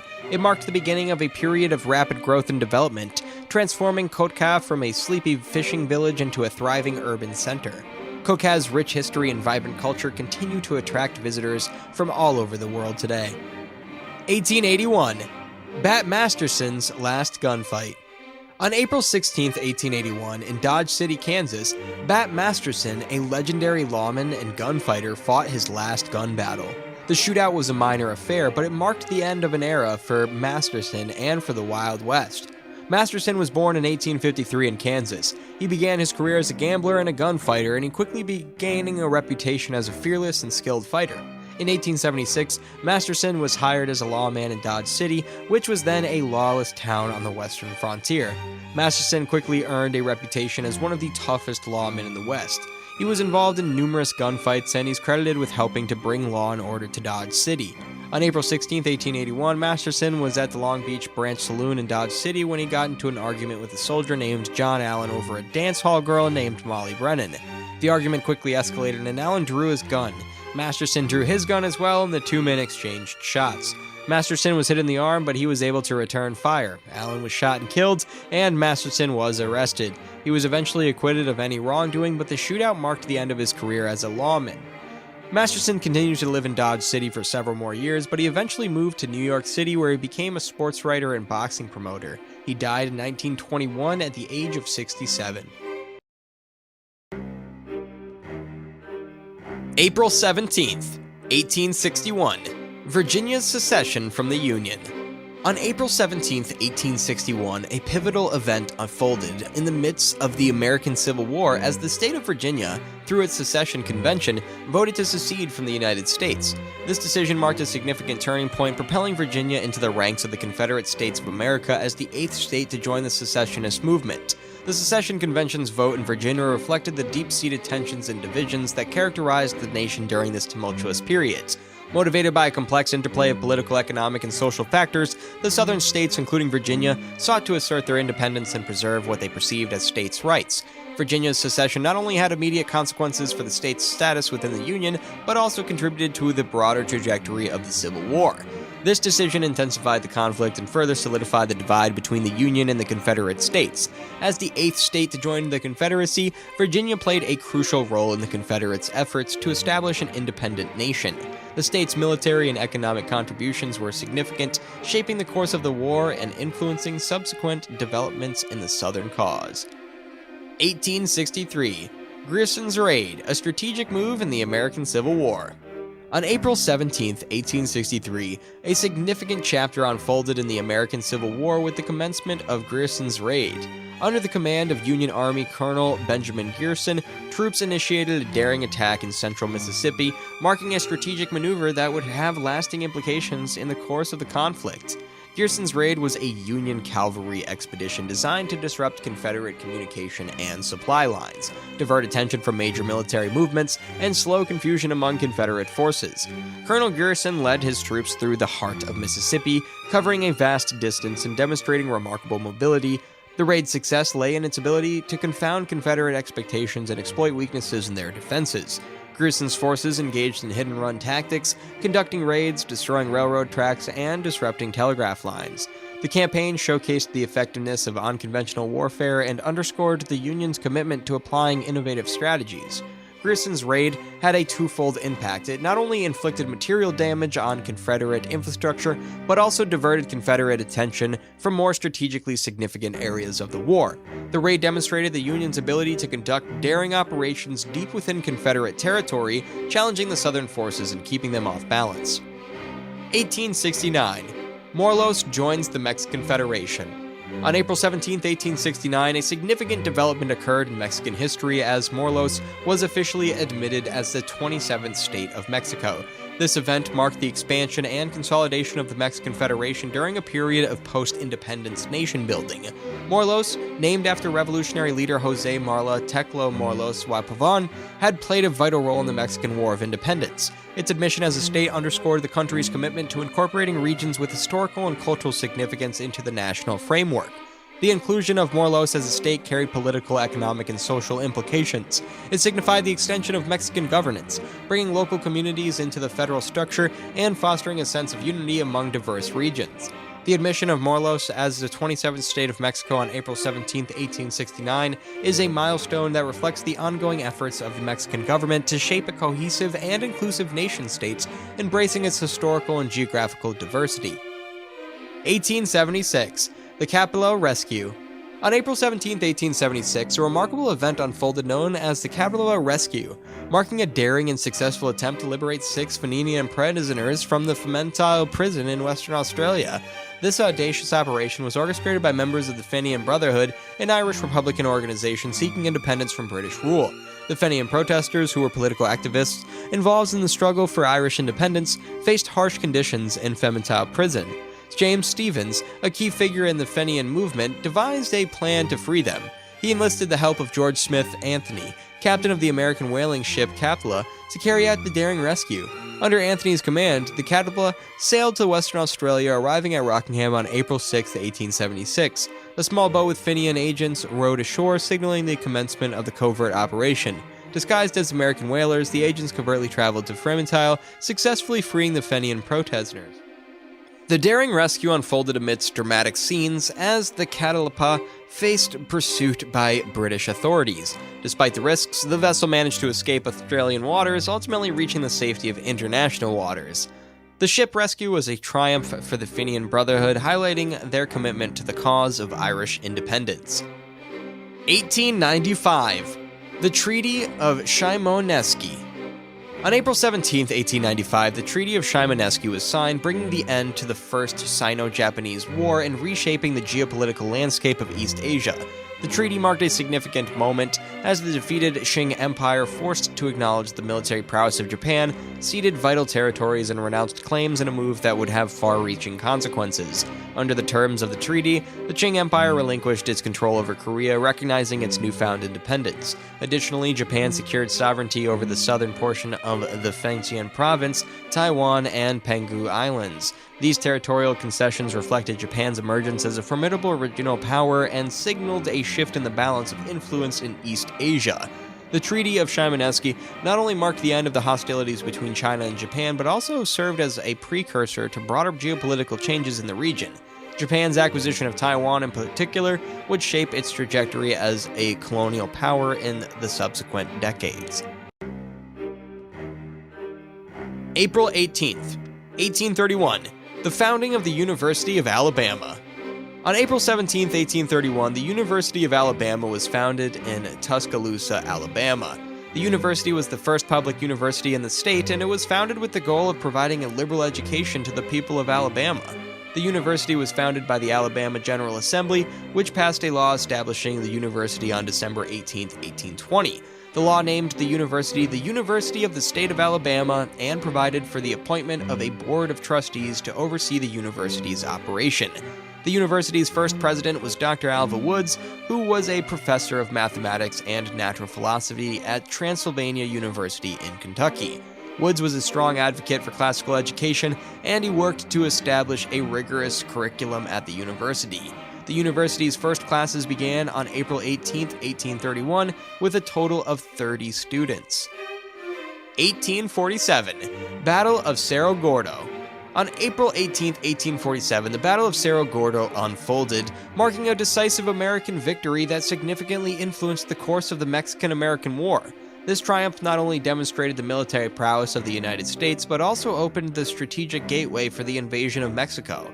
Led by General Winfield Scott, the American forces faced Mexican troops commanded by General Antonio Lopez de Santa Anna at Cerro Gordo, a rugged terrain near Jalapa. Despite the challenging topography, the U.S. troops executed a brilliantly planned assault, employing flanking maneuvers and artillery fire to secure a resounding victory. The success of the Battle of Cerro Gordo was a pivotal moment in the war, as it cleared the way for the American invasion of central Mexico. The defeated Mexican forces were forced to retreat, allowing the U.S. Army to advance further into Mexican territory. This engagement highlighted the effectiveness of new military strategies and technologies employed by the American forces. The aftermath of the Cerro Gordo set the stage for subsequent American successes, ultimately leading to the capture of Mexico City in September 1847. The Treaty of Guadalupe Hidalgo, signed in 1848, formally ended the war, resulting in significant territorial concessions from Mexico to the United States. 1857. The Spirits Book and the birth of spiritualism in France. On April 18, 1857, a profound and influential event occurred with the publication of the Spirits Book by Allan Kardec, marking the birth of spiritualism in France. This groundbreaking work laid the foundation for a spiritual movement that would have a lasting impact on philosophical, religious, and cultural discourse. Allan Kardec, a pseudonym for the French educator and writer Hippolyte Léon Dionizard Reville, compiled the Spirits Book through a series of questions posed to spirits during seances. The book presents as a systematic exploration of the principles, beliefs, and practices of spiritualism, which gained traction in the mid-19th century as a response to the burgeoning interest in communication with the spirit world. The Spirits Book addressed fundamental questions about life, death, morality, and the afterlife, providing a structured framework for understanding the tenets of spiritualism. It emphasized the idea of continuous spiritual existence, reincarnation, and the communication between the living and the spirit realm. 1864, Battle of Dieboll. On April 18, 1864, the Battle of Dieboll unfolded, a crucial engagement in the Second Schleswig War, where a joint Prussian-Austrian army achieved a decisive victory over Denmark. This military triumph significantly altered the geopolitical landscape of the region, leading to the surrender of Denmark and the subsequent control of Schleswig by the victorious forces. The conflict arose from the complex territorial disputes over the Duchess of Schleswig and Holstein, the tensions between the Denmark and the German Confederation escalating to the war. The Battle of Diebol, fought near the town of Diebol in southern Denmark, proved to be a pivotal moment. The Prussian and Austrian forces, exhibiting strategic prowess and military coordination, successfully breached the Danish defenses at Diebol. The defeat prompted Denmark to surrender Schleswig, in the subsequent peace settlement marking a significant shift in regional control. The aftermath of the Battle of Diebol had far-reaching consequences, as the defeated Denmark ceded the contested province to Prussia and Austria. This outcome reshaped the political dynamics of the region and fueled the aspirations of German unification movements. 1897. Outbreak of the Greco-Turkish War. On April 18, 1897, the Greco-Turkish War erupted, marking a significant conflict between Greece and the Ottoman Empire. This war, also known as the 30 Days War or the 1897 Ottoman-Greek War, unfolded against a backdrop of a long-standing tension, territorial disputes, and nationalist aspirations in the Balkan region. The root causes of the conflict lay in the complex geopolitical landscape of the late 19th century, with Greece seeking to assert its independence and expand its territory, while the Ottoman Empire aimed to maintain its influence in the region. The immediate catalyst for the war was a dispute over the status of the Ottoman-controlled island of Crete, which fueled nationalist sentiments on both sides. On April 18, 1897, hostilities commenced as Greece declared war on the Ottoman Empire. The conflict saw a series of battles and engagements, with both sides striving to secure strategic advantages. The war, however, proved short-lived, lasting only about a month. The Greco-Turkish War ended with the signing of the Treaty of Constantinople on May 20th, 1897. The treaty, brokered by the Great Powers, established a fragile peace but left underlying issues unresolved. The outcome had implications for the geopolitical balance in the region, contributing to the broader shifts in power dynamics that would characterize the early 20th century. 1899, St. Andrew's Ambulance Association. On April 18, 1899, a significant milestone was achieved with the granting of a royal charter to St. Andrew's Ambulance Association by Queen Victoria. This recognition marked a pivotal moment in the history of first aid and emergency medical services, solidifying the association's commitment to providing crucial assistance during times of need. Established in Scotland, the St. Andrew's Ambulance Association had its root in the St. Andrew's First Aid in Scotland organization, founded in 1882. The association played a vital role in promoting and disseminating knowledge of first aid techniques, training individuals to respond effectively to emergencies and accidents. The granting of a royal charter bestowed official recognition upon the St. Andrew's Ambulance Association, affirming its dedication to the principles of first aid, emergency care, and community service. Under the charter, the association continued to expand its reach and impact, contributing to the development of first aid practices not only in Scotland but also beyond. April 19th, 1809. Turning points in the Fifth Coalition struggles. On April 19, 1809, two pivotal battles unfolded, each playing a significant role in the broader struggles of the Fifth Coalition during the Napoleonic Wars. In the Battle of Ryazan, an Austrian corps faced the forces of the Duchy of Warsaw. The clash marked a crucial moment in the ongoing conflict, reveling in the resilience and strategic prowess of the Duchy of Warsaw. The Austrian corps, the part of the larger Fifth Coalition opposing Napoleon's forces, suffered defeat in this engagement, shaping the dynamics of the campaign. Simultaneously, on the same day, the Austrian main army faced a formidable adversary in the First French Empire Corps led by Louis-Nicolas de Vaux at the Battle of Teguan-Hosan in Bavaria. This encounter was part of a 4-day campaign that culminated in a decisive French victory.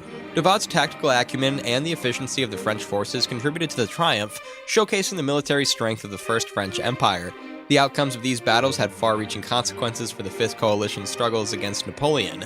The victories at Ryazan and Teguan-Hosan highlighted the effectiveness of Napoleon's military strategies and bolstered the confidence of the French forces. These engagements were integral to the larger narrative of the Napoleonic Wars, illustrating the ebb and flow of power in the complex geopolitical landscape of early 19th century Europe. 1810. Birth of Venezuelan independence. On April 19, 1810, a historic event unfolded in Venezuela as the people of Caracas achieved a significant milestone on their path to independence. In a decisive move towards self-governance, Vicente Emparian, the governor of the Competency General, was removed by the people, leading to the installation of a junta and marking the beginning of Venezuela's quest for autonomy. The atmosphere leading up to this event was charged with a spirit of political awakening and a desire for self-determination. Inspired by the broader currents of independence sweeping across Latin America, the people of Caracas took bold action to assert their right to govern themselves. The removal of Governor Emparian was a symbol break from Spanish colonial rule, reflecting the aspirations of Venezuelans to chart their own course. The establishment of a junta represented a shift in power and dynamics, with local leaders taking the reins of governance and initiating a process that would ultimately lead to Venezuela's full declaration of independence on July 5, 1811. 1825, the 33 Orientals unite for Uruguay's independence. On April 19, 1825, a pivotal event unfolded in the quest for Uruguayan independence as the 33 Orientals crossed the Uruguay River under the leadership of Juan Antonio Lavagella. This marked a crucial moment for the fight in Uruguay's independence as they joined forces with the Patriots led by Jose. The 33 Orientals were a group of exiled fighters who sought to liberate Uruguay from Spanish rule. Crossing the formidable Uruguay River symbolized their commitment to the cause and the determination to unite with like-minded patriots already engaged in the struggle. Under his leadership, this alliance aimed to strengthen the independence movement against Spanish forces and solidify the aspirations for a free and sovereign Uruguay. The collaboration between the 33 Orientals and Riviera's Patriots laid the groundwork for the broader struggle that would eventually lead to Uruguay's independence. 1839, the Treaty of London. On April 19, 1839, the signing of the Treaty of London marked a defining moment in European geopolitics, establishing Belgium as a kingdom and securing its commitment to neutrality. This diplomatic agreement, crafted by the major powers of the time, sought to address the complex political landscape and balance of power in the aftermath of the Napoleonic Wars. The Treaty of London formalized the recognition of the Belgian independence from the United Kingdom of the Netherlands, solidifying the emergence of Belgium as a sovereign and separate entity. The major European powers, including Britain, France, Austria, Russia, and Prussia, collectively endorsed Belgium's status and guaranteed its territorial integrity. Crucially, the treaty included provisions affirming Belgium's perpetual neutrality. The great powers committed to respecting and protecting Belgium's borders, pledging not to interfere in its internal affairs. This neutrality clause was designed to prevent Belgium from becoming a battleground in the event of future conflicts and aimed to maintain the balance of power in Europe. The Treaty of London played a crucial role in shaping the geopolitical landscape of the 19th century. Belgium's guaranteed neutrality proved significant during subsequent conflicts, including the two world wars, as the nation sought to uphold its status as a neutral party. 1861, Baltimore Riot. On April 19, 1861, a tumultuous episode unfolded in Baltimore, Maryland during the early days of the American Civil War. The Baltimore Riot of 1861 saw a pro-secession mob launch a violent attack against United States Army troops as they marched through the city, reflecting the deep-seated tensions and divided loyalties that marked the onset of the Civil War. The backdrop of the Baltimore Riot was the secession crisis, with southern states, including Maryland, grappling with a decision to align with the Confederate cause or remain part of the Union.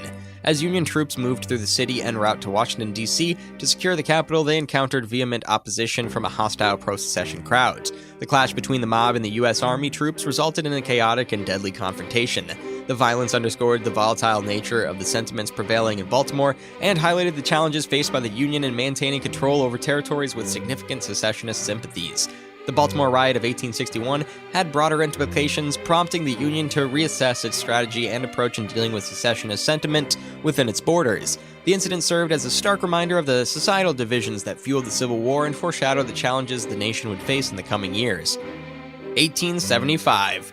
Ownership of the East African Maputo Bay. On April 19, 1875, a territorial dispute between Great Britain and Portugal over the ownership of the East African Maputo Bay reached a resolution. Serving as the arbiter in this conflict, the French president Patrice de McMahon delivered a decision favoring the Portuguese claim. The disagreement centered on the strategic and economically significant Maputo Bay, situated on the southeastern coast of Africa. Both Great Britain and Portugal sought control of this region, each asserting historical and geopolitical reasons for their claims. The intervention of the president as a neutral third party aimed to bring a diplomatic end to the dispute. His decision, rendered on April 19, 1875, favored Portugal, settling the territorial disagreement and establishing the legal ownership of Maputo Bay in favor of the Portuguese side. April 20th, 1800, the establishment of the Septinsular Republic. On April 20th, 1800, the Septinsular Republic was established in the Ionian Islands, a group of islands off the coast of Greece. The republic was founded by a group of Greek revolutionaries who had been fighting for the independence from the Ottoman Empire. The Septinsular Republic was a short-lived republic, but it was an important milestone in the Greek struggle for independence. The republic's establishment showed that the Greek people were capable of governing themselves, and it inspired other Greeks to continue fighting for their freedom. The Septinsular Republic was formed after a series of uprisings in the Ionian Islands against Ottoman rule. The uprisings were successful in driving the Ottomans out of the islands, and the revolutionaries established a provisional government. The provisional government was quickly recognized by France and Russia, and it was given the name of the Septinsular Republic. The republic was named after the 7 islands that it included: Corfu, Paxos, Antipaxos, Cephalonia, Ethnica, Lefkada, and Zakynthos. The Septinsular Republic was a constitutional republic with a president, a senate, and a representative assembly. The Republic's constitution was modeled on the French Constitution of 1791. The Septinsular Republic was a relatively progressive republic for its time. It granted women the right to vote and hold office, and it abolished slavery. The Septinsular Republic's existence was threatened by the Ottoman Empire, which continued to claim the islands. The Republic was also weakened by internal divisions between the different islands. In 1807, the Septinsular Republic was annexed by France, and the French ruled the islands until 1815, when they were placed under British control. The Septinsular Republic was a short-lived republic, but it was an important milestone to the Greek struggle for independence. The Republic's establishment showed that the Greek people were capable of governing themselves, and it inspired other Greeks to continue fighting for their freedoms. 1809. The Battle of Abensberg, a decisive victory for Napoleon. On April 20th, 1809, the Battle of Abensberg took place in Bavaria, marking a decisive victory for Napoleon's First French Empire over two Austrian army corps. This pivotal clash, part of the War of the Fifth Coalition, was a pivotal moment in Napoleon's military career. The Battle of Abensberg was the second day of a four-day campaign that would see Napoleon's forces achieve a series of victories over the Austrians. The Austrians, under the command of Archduke Louis of Austria, had assembled a large army in Bavaria, hoping to challenge Napoleon's dominance in Central Europe. However, Napoleon, with his strategic brilliance and superior military prowess, outmaneuvered the Austrian forces, catching them off guard and dividing them into smaller, more manageable groups. At Abensberg, Napoleon's forces, reinforced by troops from the Kingdom of Bavaria and the Kingdom of Württemberg, engaged two Austrian corps led by Johann von Haller and Archduke Louis. The fighting was intense, with both sides suffering heavy casualties. However, Napoleon's superior tactics and coordination proved decisive. By the end of the day, the Austrians had been forced to retreat in disarray, leaving behind a trail of dead and wounded soldiers. The Battle of Abensberg was a major turning point in the War of the Fifth Coalition. It had a significant impact on the subsequent battles of the campaign, which all ended in French victories. Napoleon's forces continued to push the Austrians back, eventually forcing them to sign the Treaty of Schönbrunn in October 1809, which solidified Napoleon's dominance in Europe. The Battle of Abensberg was a showcase of Napoleon's military genius. His ability to outmaneuver and defeat his opponents, even when outnumbered, made him one of the most successful military commanders in history. 1828. René Caillé's journey to Timbuktu. On April 20th, 1828, René Caillé, a French explorer, became the second non-Muslim to enter Timbuktu, a legendary city in the Sahara Desert. She was also the first to return alive from his journey, which made him a national hero in France. His journey to Timbuktu is a dangerous and difficult one. He traveled for over 2 years, disguised as a Muslim merchant through hostile territory. He faced many challenges along the way, including bandits, disease, and the threat of death. He finally reached Timbuktu on April 20th, 1828. He stayed at the city for several weeks, gathering information about its people, culture, and history, and he also made a detailed map of the city. His journey to Timbuktu was a major achievement. It helped him dispel the myths and legend that surrounded the city for centuries. His account of his journey was published in 1830 and it became a bestseller. His journey to Timbuktu had a significant impact on the world. It helped to increase European knowledge of Africa and its people, and it also inspired other explorers to travel to Africa and explore its uncharted territory. 1861. Thaddeus S.C. Lowe's record-breaking balloon journey. On April 20th, 1861, Thaddeus S.C. Lowe was a pioneering aeronaut, embarked on a historic balloon journey that would not only showcase the potential of balloons for military use, but also set a remarkable record for distance traveled. Lowe's daring flight covered an astonishing 900 miles, taking him from Cincinnati to South Carolina, marking a significant milestone in the early days of aerial exploration. Thaddeus Lowe was not merely an adventurous balloonist, he was a scientist and inventor with a keen interest in demonstrating the practical applications of balloons, particularly in the context of the Civil War that had recently erupted in the United States. Lowe recognized the strategic advantage that aerial reconnaissance could offer in military operations, providing commanders with a bird's-eye view of the battlefield. To prove the effectiveness of balloons for reconnaissance, Lowe organized a daring journey that would take him deep into Confederate territory. On April 20th, 1861, he ascended from Cincinnati in his balloon, the Enterprise, and began a journey that would cover a distance unparalleled in balloon travel at that time. Over the course of several hours, Lowe navigated through the skies, overcoming challenges such as changing winds and unpredictable weather. His successful voyage demonstrated the feasibility of long-distance balloon travel and the potential for strategic military reconnaissance. As Lowe descended in South Carolina, he attracted both acclaim and attention for his aeronautical achievement. 1876. Catalyst for change in the Russo-Turkish War. On April 20th, 1876, a pivotal event unfolded in Bulgarian history with the commencement of the April Uprising against Ottoman rule. This uprising, marked by fervent nationalist aspirations, not only sent shockwaves through European opinion, but also played a crucial role in shaping the trajectory of the Russo-Turkish War and the quest for Bulgarian independence. The April Uprising emerged within the broader context of simmering discontent and nationalist fervor among the Bulgarian population living under Ottoman rule. The spark for the uprising was ignited in the town of Koprivnička, where Bulgarians rose against the oppressive Ottoman authorities, seeking autonomy and freedom from centuries of domination. The initial momentum of the April uprising, however, faced brutal suppression by Ottoman forces. The response was marked by widespread atrocities, mass killings, and brutal reprisals against Bulgarian civilians, leading to a shocking loss of life. The ruthless suppression of the uprising sent shockwaves across Europe, eliciting international condemnation and prompting calls for intervention. The events of the April uprising had profound diplomatic repercussions, particularly in the ongoing Russo-Turkish War. European powers, appalled by the Ottoman brutality, began to reconsider their stance. The idea of Bulgarian independence gained traction as a condition for ending the war. The atrocities committed during the suppression of the uprising fueled public outrage and galvanized support for the Bulgarian cause. 1889. Adolf Hitler, the rise of the Führer. On April 20th, 1889, in Brunau in Austria, a figure emerged who would shape the course of history in the 20th century, Adolf Hitler. Born to Alois Hitler and Clara Ploetz, Hitler would go on to become the leader of Nazi Germany and one of the most notorious figures in world history. Adolf Hitler's early life was marked by struggles, with aspirations of becoming an artist giving way to a desire for political power. He moved to Munich, Germany in 1913, and with the outbreak of World War I, volunteered for the German army. His experiences during the war fueled a growing resentment and a fervent nationalism that would later define his political ideology. In the chaotic aftermath of World War I and the economic hardships faced by Germany, Hitler found a platform for his extremist views. He joined the German Workers' Party, DAP, in 1919, and the party would eventually transform into the Nationalist Socialist German Workers' Party, NSDAP, commonly known as the Nazi Party. Hitler's charismatic oratoric skills and ability to tap into the frustrations of the German populace propelled him to prominence. By 1933, Hitler had risen to the position of the Chancellor of Germany, and a year later he consolidated power, declaring himself Führer and leader and chancellor, effectively establishing a dictatorship. The subsequent years witnessed the implementation of oppressive policies, including the persecution of Jews and other minority groups, leading to the horrors of the Holocaust. Hitler's aggressive expansionist policies led to the outbreak of World War II in 1939. The war saw widespread devastation and atrocities, with Hitler orchestrating the genocide of 6 million Jews and millions of others in concentration and extermination camps. The downfall of Hitler and the Nazi regime came in 1945, as Allied forces closed in on Germany. Facing imminent defeat, Hitler took his own life on April 30th, 1945, in his bunker in Berlin. 1898. The Spanish-American War ignites. On April 20th, 1898, U.S. President William McKinley took a momentous step that would propel the United States into a conflict with far-reaching consequences. On this day, McKinley signed a joint resolution to Congress, officially declaring war against Spain and inaugurating the Spanish-American War.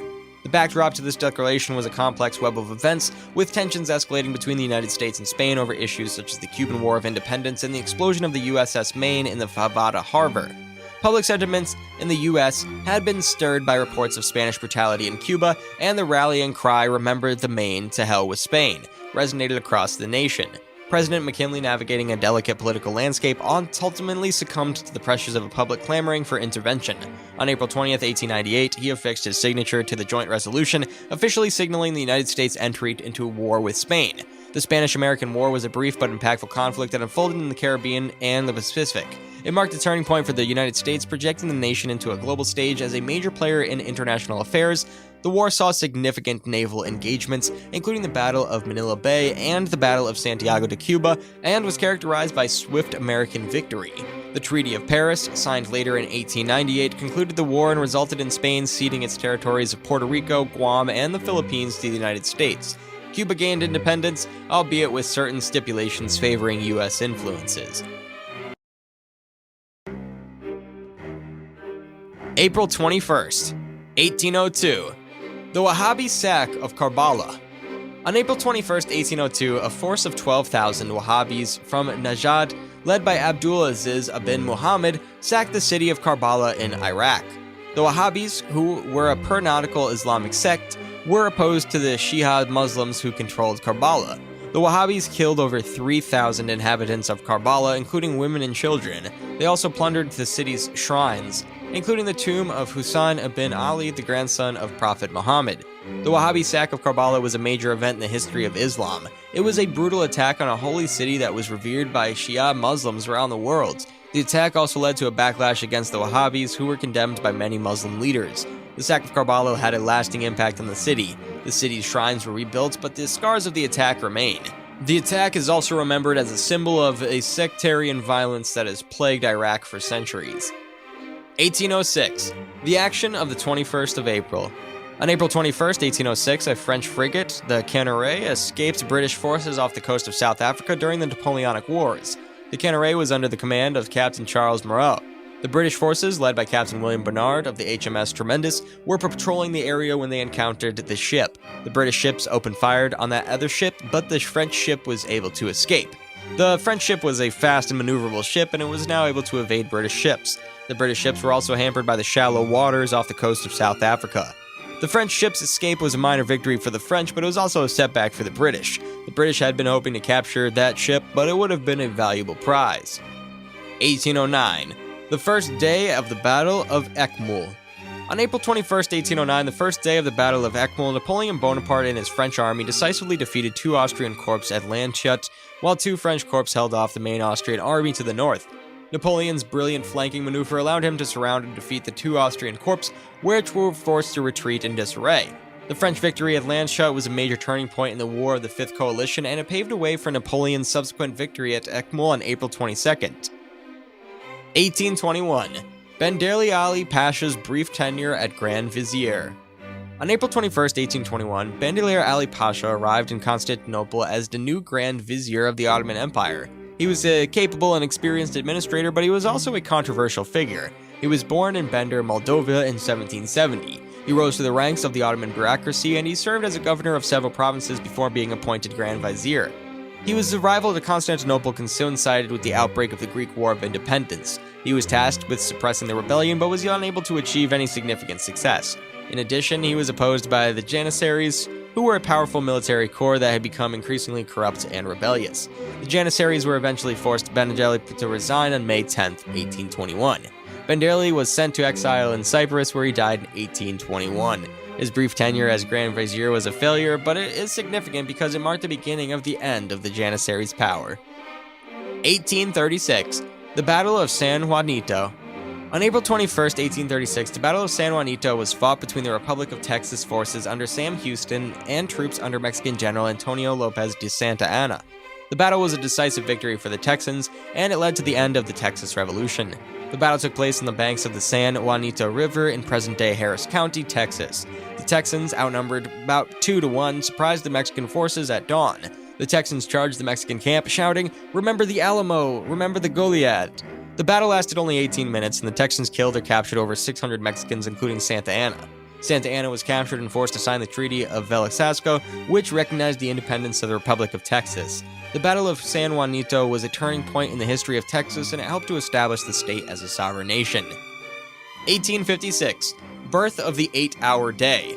On April 21st, 1856, a significant milestone in workers' rights unfolded in Australia as stonemasons and building workers in Melbourne undertook a historic march from the University of Melbourne to the Parliament House. Their goal? To advocate for the establishment of an 8-hour workday. Amidst the backdrop of the Australian labor movement, these workers voiced their demands for a fair and reasonable work schedule. The march symbolized a collective stand against the prevailing long working hours and the desire for improved working conditions. This historic event laid the foundation for the eventual achievement of the 8-hour workday, a fundamental right that became a cornerstone of workers' rights globally. The courage and solidarity displayed by these Australian laborers on April 21st, 1856 resonate through the annals of labor history, marking a crucial step forward in the ongoing struggle for fair and humane working conditions. 1894. Norway adopts the Krag Jorgensen rifle. On April 21st, 1894, Norway made a significant leap in modernizing its armed forces by formally adopting the Krag Jorgensen bolt-action rifle as its primary firearm. This marked a strategic decision that would have a lasting impact, as the Krag Jorgensen rifle became the backbone of the Norwegian military for nearly 50 years. The Krag Jorgensen rifle, designed by Norwegian inventors Ole Herman, Johannes Krag, and Erik Jorgensen, represented a cutting-edge advancement in firearm technology. Its innovative bolt-action mechanism allowed for faster and more reliable reloading, contributing to improved efficiency on the battlefield. The adoption of this rifle by Norway reflected the nation's commitment to modernizing its military equipment and ensuring its armed forces were equipped with state-of-the-art weaponry. The rifle's reliability and durability were evident, as it served as the standard-issue firearm for Norwegian soldiers through various conflicts and geopolitical shifts. For almost 5 decades, the Krag rifle played a crucial role in the defense of the security of Norway. Its longevity in service stands as a testament to the rifle's effectiveness and the foresight of the Norwegian military in selecting a firearm that could adapt to the evolving demands of warfare. 1898. U.S. Navy initiates Cuban blockade. On April 21, 1898, a pivotal moment unfolded in the lead-up to the Spanish-American War as the United States Navy commenced a blockade of Cuban ports. This strategic move marked a critical step in the intensifying tensions between the United States and Spain over the situation in Cuba. The blockade was a response to the deteriorating conditions in Cuba, where the Cuban War of Independence against Spanish rule had been ongoing. The United States, sympathetic to the Cuban cause, sought to exert pressure on Spain and protect American interests in the region. Notably, when the U.S. Congress issued a formal declaration of war on April 25th, it retroactively acknowledged that a state of war had existed since April 21st. This declaration underscored the significance of the naval blockade as the de facto commencement of hostilities between the United States and Spain. The Spanish-American War, sparked by a combination of factors including the sinking of the U.S. Maine and the harsh Spanish suppression of the Cuban insurgency, had far-reaching consequences. It marked the emergence of the United States as a global military power and resulted in the acquisition of territories such as Puerto Rico, Guam, and the Philippines by the United States. April 22nd, 1809. Battle of Uckmill, Napoleon's victory. On April 22, 1809, the second day of the Battle of Uckmill unfolded, marking a crucial episode in the War of the Fifth Coalition. The clash, situated near Eckmühl in Bavaria, saw the Austrian army facing off against the formidable forces of the First French Empire, led by the renowned military strategist Napoleon Bonaparte. Napoleon's tactical brilliance was on full display as his forces decisively defeated the Austrian army. The battle culminated in the Austrians being forced over the Donbai River in Regensburg, signifying a significant setback for the Austrian forces. The Battle of Eckmühl was a part of a broader campaign that ultimately led to the French Empire's triumph over the coalition of Austrian and Bavarian forces. Napoleon's victory solidified his military reputation and further underscored the effectiveness of his strategic maneuvers on the battlefield. 1836. Texas Revolution. Discovery of Santa Ana after the Battle of San Juanito. On April 22, 1836, a day following the pivotal Battle of San Juanito during the Texas Revolution, a remarkable turn of events unfolded. Forces under the command of Texas General Sam Houston made a significant discovery when some of Santa Anna's fellow soldiers inadvertently revealed the identity of the captured Mexican general Antonio Lopez de Santa Anna. The Battle of San Juanito, fought on April 21, 1836, had been a decisive confrontation between Texan and Mexican forces. Texas achieved a resounding victory, securing its independence from Mexican rule. In the aftermath of the battle, as Texas forces sifted through captives, they stumbled upon Santa Anna, who had attempted to conceal his identity to avoid repercussions. It was a moment of historical consequence, as the capture of Santa Anna played a key role in shaping the course of the Texas Revolution. His captivity led to negotiations that ultimately resulted in the signing of the treaties of Velasco, wherein Santa Anna agreed to recognize Texas as an independent republic. 1889. Birth of Oklahoma City and Guthrie. On April 22, 1889, the striking spectacle of the land rush unfolded as thousands of eager settlers raced to claim their share of unassigned land in the Oklahoma Territory.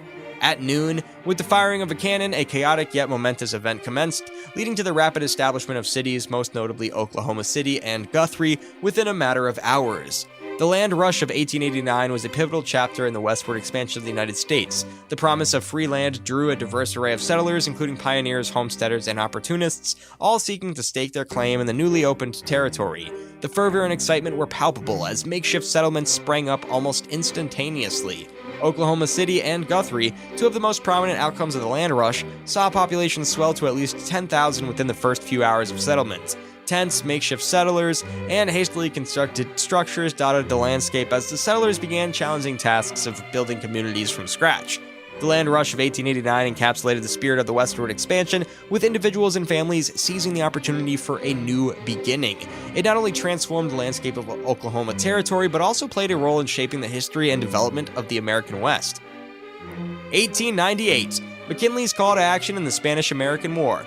On April 22, 1898, against the backdrop of the escalating tensions with Spain, President William McKinley took a decisive step in preparing the United States for the Spanish-American War. In response to the intensifying conflict, McKinley issued a call for 125,000 volunteers to join the National Guard and effectively participate in the campaign in Cuba. Simultaneously, Congress, recognizing the gravity of the situation, more than doubled the regular army forces, authorizing an increase to 65,000 personnel. McKinley's call for volunteers represented a rallying cry for Americans to contribute to the war effort. the appeal sought to swiftly bolster the nation's military capabilities and respond effectively to the challenges posed by the conflict with Spain. The enlistment of volunteers from the National Guard was a strategic move to rapidly augment the armed forces with individuals ready to engage in the hostilities. In tandem with McKinley's call, Congress's decision to significantly increase the regular army forces reflected the nation's commitment to confront the Spanish threat decisively. The expanded military personnel would play a crucial role in various threats of the war, including the Caribbean and the Pacific. April 23, 1815. The Second Serbian Uprising against the Ottoman Empire.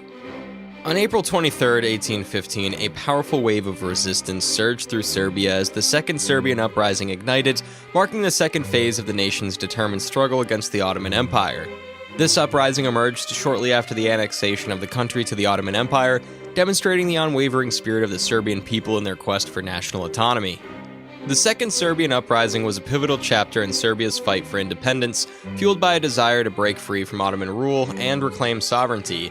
It was a response to the oppressive conditions and challenges faced by the Serbian population following the annexation, reflecting a collective determination to resist subjugation. The uprising, characterized by armed conflicts and acts of defiance, became a symbol of the Serbian people's resilience and their commitment to preserving their cultural identity and autonomy.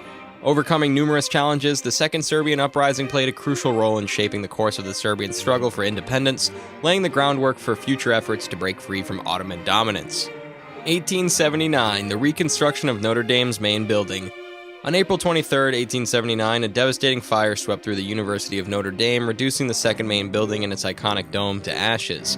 This tragic event marked a turning point for the university, prompting a necessity of rebuilding and ultimately giving rise to the third and current main building adorned with its renowned golden dome.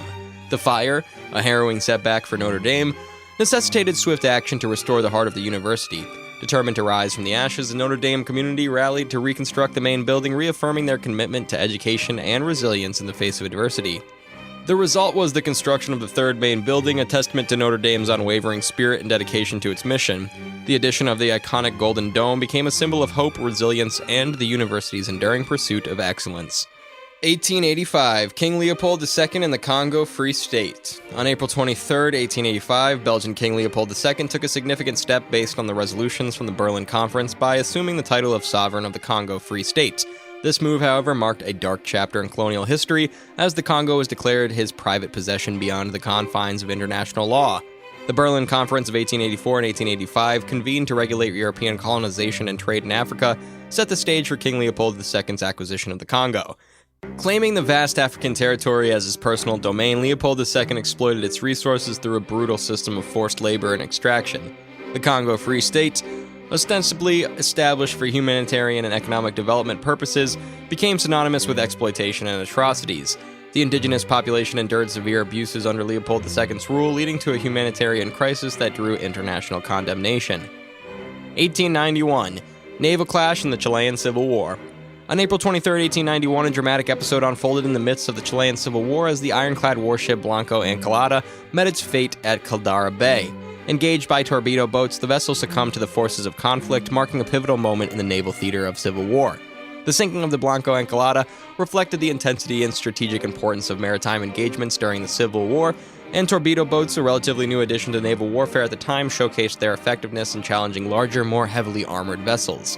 This event had notable implications for the course of the Civil War, as control over naval assets played a crucial role in securing dominance in the conflict. The sinking of the Blanco Encalada underscored the dynamic and evolving nature of warfare during this period where advancements in naval technology reshaped traditional strategies. 1895, the Triple Intervention and the Return of Liaodong Peninsula.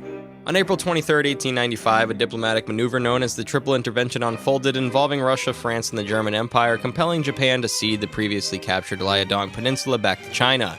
This intervention emerged in the aftermath of the First Sino-Japanese War. The conflict between Japan and China had resulted in Japan's acquisition of the strategically important Liaodong Peninsula. However, the Triple Intervention orchestrated by the European powers aimed to recollaborate the traditional outcomes of the war. Russia, France, and Germany collectively pressured Japan to relinquish control of the peninsula, citing concerns about maintaining the regional balance of power. The intervention underscored the complex geopolitical dynamics of the time, with major European powers exerting influence in East Asia, Japan recognizing the potential consequences of resisting the combined pressure, acquiesced to the demand and returned to the Liaodong Peninsula of China. April 24th, 1831, the life and achievements of Admiral George Nares. On April 24th, 1831, George Nares, a British admiral and polar explorer, entered the world, marking the beginning of a distinguished career in naval service and scientific exploration. Nares would go on to become a prominent figure in the annals of polar exploration during the 19th century. As a naval officer, Nares participated in several significant expeditions, contributing to the advancement of geographic knowledge and scientific understanding of polar regions. His most notable achievement came as the leader of the British Arctic Expedition of 1875 to 1876, where he commanded the HMS Alert and reached the northernmost point of Greenland. George Nares' contributions extended beyond geographical exploration. His leadership and service in the Royal Navy earned him the rank of admiral, and his commitment to scientific inquiry left a lasting impact on the fields of oceanography and meteorology. 1837, the Great Fire of Surat. On April 24, 1837, the city of Surat in India witnessed a devastating calamity with the outbreak of the Great Fire, leaving a trail of destruction that claimed over 500 lives and consumed more than 9,000 homes. The fire, a tragic chapter in Surat's history, unfolded with destructive ferocity, engulfing neighborhoods and displacing countless residents. The extent of the devastation, marked by the loss of lives and the destruction of thousands of homes, left a lasting impact on the city and its inhabitants. 1877, Russo-Turkish War begins. On April 24, 1877, a significant escalation unfolded in the geopolitical landscape as the Russian Empire declared war on the Ottoman Empire, marking the commencement of the Russo-Turkish War.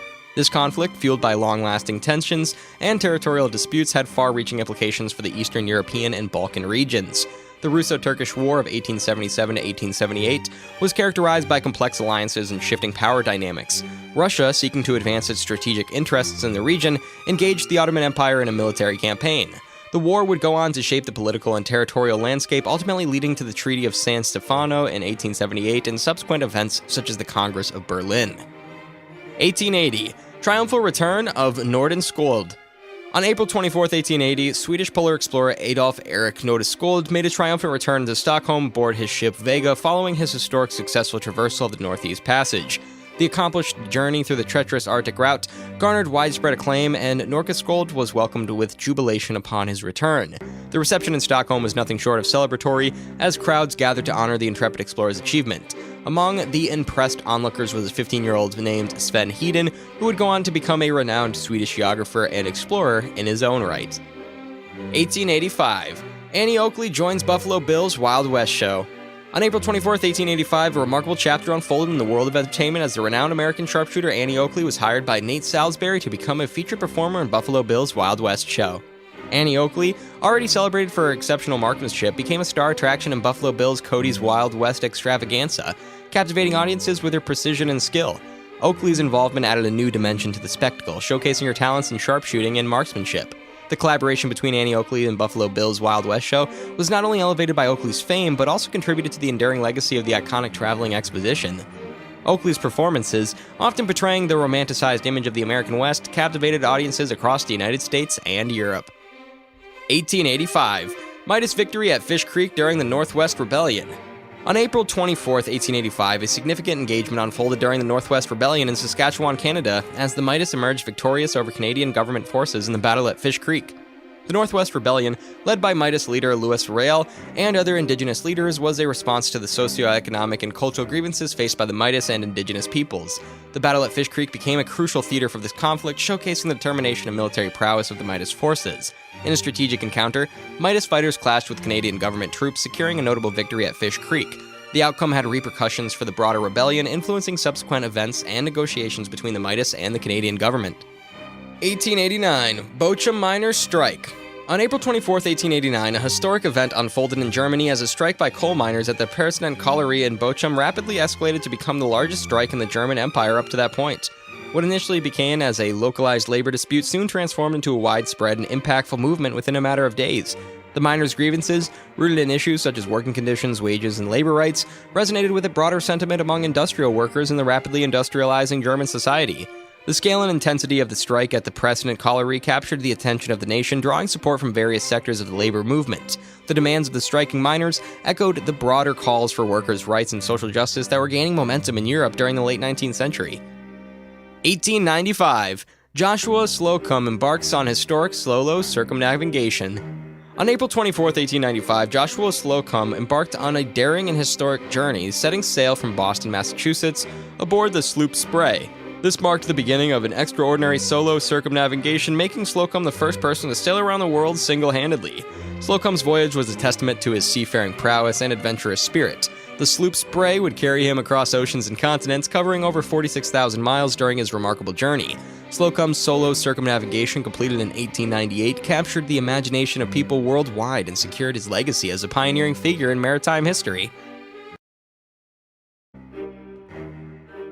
April 25th, 1829, establishment of Swan River Colony. On April 25, 1829, Charles Fremantle arrived aboard HMS Challenger off the coast of modern-day Western Australia, marking a significant movement in colonial history. Fremantle's arrival preceded the declaration of the Swan River Colony for the British Empire. As an officer of the Royal Navy, Fremantle played a key role in the early exploration and expansion efforts of the British Empire. His landing on April 25th laid the foundation for the formal establishment of the Swan River Colony, which would later evolve into the city of Perth.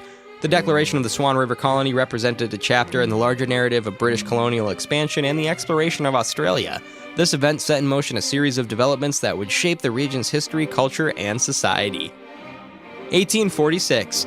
Thornton Affair sparks the Mexican-American War. On April 25, 1846, the Thornton Affair ignited open conflict over the disputed border of Texas, serving as the catalyst for the onset of the Mexican-American War. Tensions had been escalating between the United States and Mexico regarding the annexation of Texas, and the Thornton Affair became a flashpoint that led to full-scale military engagement. The incident involved a clash between a detachment of American troops commanded by Captain Seth Thornton and Mexican forces near the Rio Grande.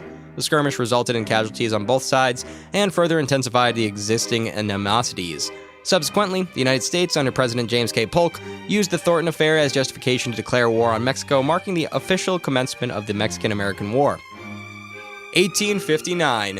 Birth of the 8-hour day movement in Australia. On April 25, 1856, a historic moment unfolded in Australia as stonemasons and building workers, driven by the burgeoning labour movement, marched from the University of Melbourne to Parliament House. Their objective was to advocate for the establishment of an 8-hour workday, a pivotal milestone in the development of workers' rights. Amid concerns about working conditions and the labor-intensive nature of construction, the march symbolized the collective demand for fair and humane working hours. The movement aimed to reduce the standard workday from the prevalent 12 hours to a more reasonable 8 hours, allowing laborers time for rest, recreation, and a better work-life balance.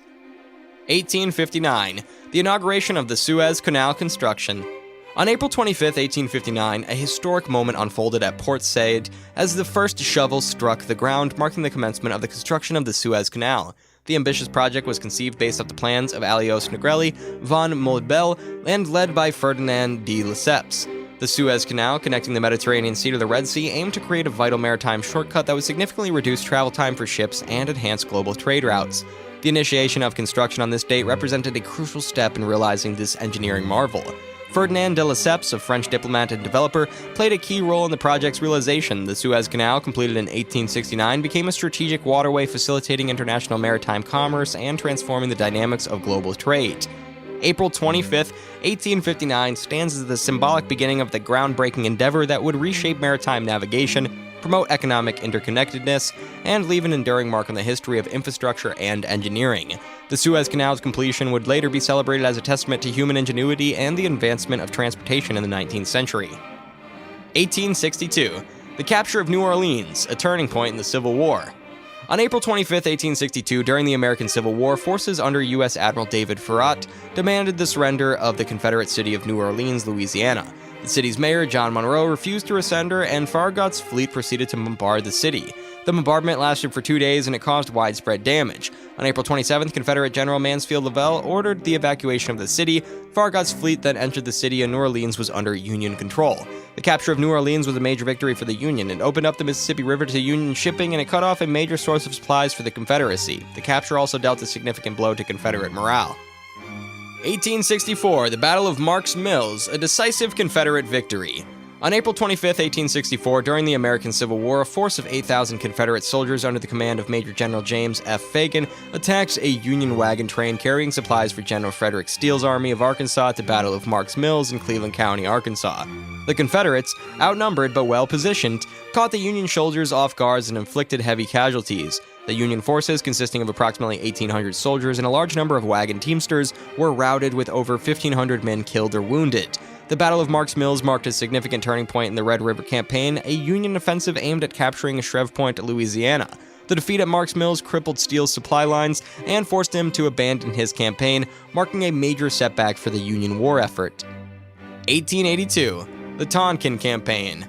On April 25, 1882, French troops under the command of Commandant Henry Riviere seized the citadel of Hanoi, the capital of Tonkin, a region of northern Vietnam. This event marked the beginning of the Tonkin Campaign, a series of conflicts that led to the French colonial conquest of Vietnam. The French had been interested in expanding their influence in Southeast Asia for several decades. In 1873, a French force led by Francis Garnier had briefly captured Hanoi, but they were forced to withdraw after being defeated by Vietnamese troops. In 1881, Riviere was sent to Hanoi with a small force of maritime infantry to investigate French claims to the region. Riviere was a determined and ambitious officer, and he quickly decided to take advantage of the political instability in Vietnam to seize Hanoi. On April 25th, Riviere led a surprise attack to the citadel of Hanoi. The Vietnamese defenders were taken by surprise, and they were quickly overwhelmed. Riviere's forces took control of the citadel, and they raised the French flag over Hanoi. The seizure of Hanoi was a major victory for the French, and it gave the French control of a key strategic city, and it paved the way for further French expansion in Vietnam. April 26th. 1803. The Liange Meteorite Shower. On April 26, 1803, a meteorite shower of thousands of fragments fell from the skies of Liège, France. The event was witnessed by thousands of people, and it was a major scientific breakthrough. Until the shower, there was no scientific consensus on whether meteors were real. Some scientists believed that meteors were simply optical illusions, while others believed that they were fragments of comets or asteroids. The Liège shower provided the first concrete evidence that meteors were indeed real. The fragments were found to be composed of stone and iron, and they showed signs of having been heated to high temperatures. This shower was a major turning point in the study of meteors. It helped to establish the field of meteoretics, and it paved the way for further research into the origin and composition of meteors. 1805. The capture of Dern, a turning point in the First Barbary War. On April 26, 1805, United States Marines captured the city of Dern, Libya, under the command of First Lieutenant Presley O'Bannon. The victory was a major turning point in the First Barbary War, and it helped to secure the release of American hostages held by the Tripolitan government. The First Barbary War was a conflict between the United States and the Barbary states of North Africa, which were known for their piracy and extortion. The war began in 1801 when the Tripolitan government demanded a ransom from the United States for the release of American hostages. In 1804, Lieutenant O'Bannon was sent on a mission to recruit a mercenary army to help the United States capture Dern, a key city in Tripolitania. O'Bannon was successful in recruiting a force of approximately 400 men, including Arabs, Greeks, and American Marines. O'Bannon's force landed in Dern at April 25, 1805. The battle for the city was fierce, but O'Bannon's forces were victorious. The city was captured on April 26, and the American hostages were then released. 1865. The end of John Wilkes Booth. On April 26, 1865, a dramatic conclusion unfolded in the aftermath of President Abraham Lincoln's assassination as Union cavalry troopers cornered and fatally shot John Wilkes Booth in Virginia. This event marked the culmination of intense manhunt for the assassin, bringing closure to a nation mourning the loss of its leader. Following Lincoln's assassination on April 14, 1865, Booth had eluded authorities, triggering an extensive pursuit. Finally, on April 26th, Union cavalry forces tracked Booth to a barn in Virginia. In the ensuing confrontation, Booth was shot, succumbing to his injuries and bringing an end to one of the darkest chapters in American history. The death of John Wilkes Booth did not only symbolize justice for the heinous act against President Lincoln, but also served as a somber moment in the nation's healing process after the trauma of the Civil War. And April 26, 1865 stands as a pivotal date, marking the resolution of a national tragedy and the beginning of the post-war era for the United States. 1885. Astronomy meets literature. On April 26, 1865, Italian astronomer Annibale de Gasparis made a notable discovery in the asteroid belt. He identified and named the asteroid 83, designated it as Beatrix, in honor of Dante Alighieri's childhood love, Beatrice Portiani. The meaning of the asteroid after Beatrice Portiani reflects a tradition in astronomy where celestial bodies are often given names inspired by mythology, literature, and notable figures. In this case, Annibale de Gasparis drew from Dante's Divine Comedy, where Beatrice symbolizes an idealized and spiritual form of love. The discovery of Beatrice added to the growing understanding of the asteroid belt, a region between Mars and Jupiter containing numerous small celestial bodies. Annabelle Gavazzi's contribution highlighted the intersection of astronomy, literature, and human emotions as he paid tribute to a historical figure through the naming of a celestial object. The Settlement Law of 1886. On April 26, 1886, German Emperor Wilhelm I signed the Settlement Law, a piece of legislation designed to reduce the number of Polish farmers in the eastern provinces of Prussia, which had been part of Poland before being annexed by Prussia in the 18th century. The law authorized the government to purchase land from Polish landowners and sell it to German settlers at subsidized prices. The settlement law was part of a broader effort by the German government to Germanize the eastern provinces. The government believed that a strong German presence in these provinces was essential to the security of the German Empire. The settlement laws was controversial from the outset. Polish nationalists saw it as an attempt to suppress their culture and identity. They organized protests and boycotts of German goods. The law had a mixed impact on its intended goal. It did lead to an increase in the number of German farmers in the eastern provinces, however, it also had the unintended effect of strengthening Polish nationalism.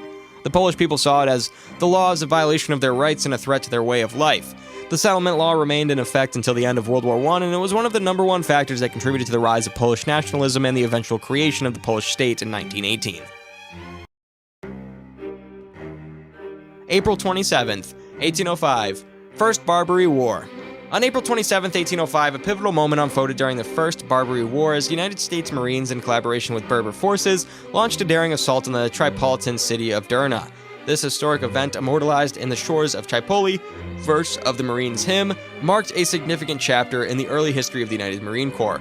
The engagements in Derna showcased the tenacity and courage of the Marines as they faced formidable challenges on foreign soil.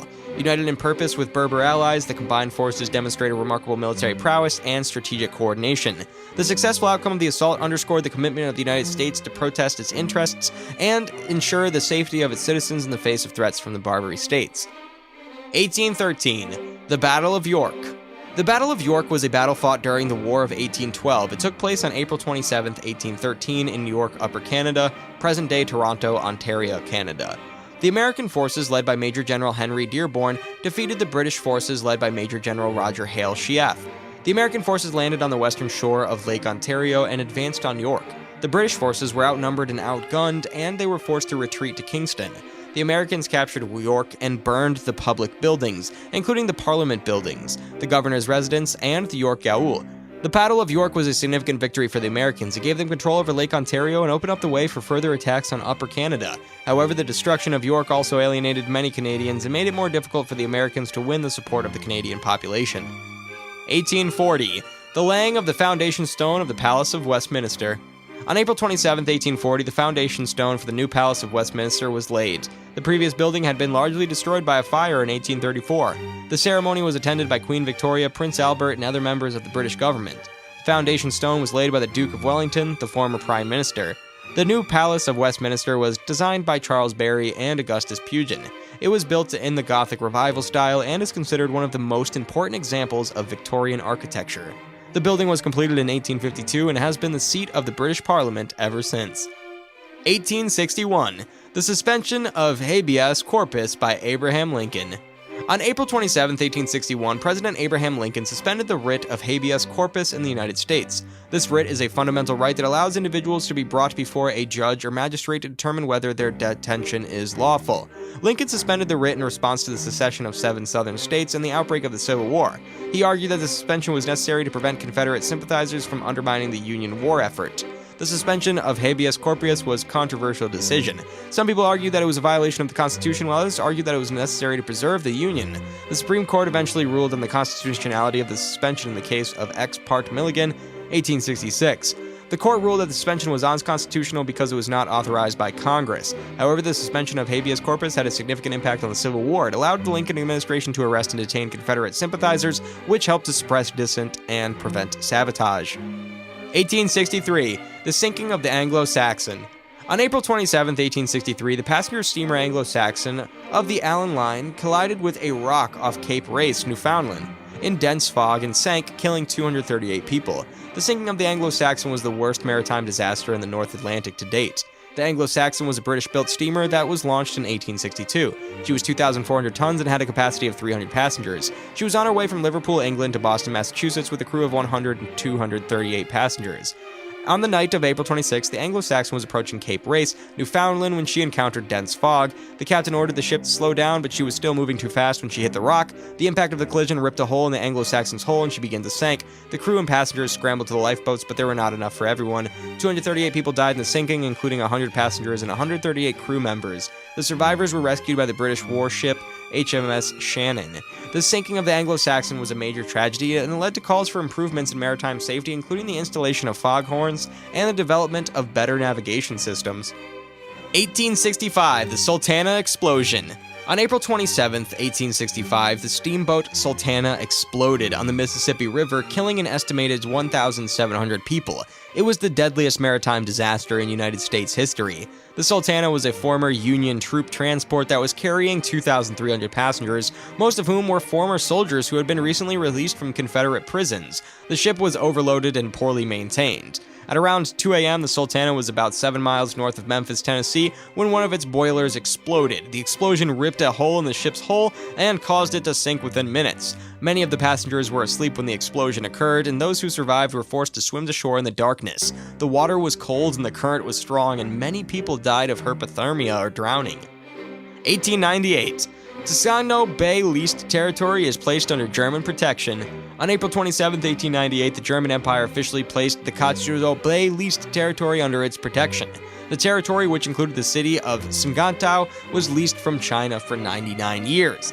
The lease was part of a broader expansion of German colonialism in the late 19th century. Germany had already acquired colonies in Africa and the Pacific, and this was seen as a strategic location for the German Navy. The territory was administered by the Imperial Naval Office rather than the Imperial Colonial Office. This was because the primary function of the territory was as a naval base. The lease of this bay was a controversial move. Some people in Germany agreed that it was a violation of Chinese sovereignty, others argued that it was necessary to protect Germany's interests in the region.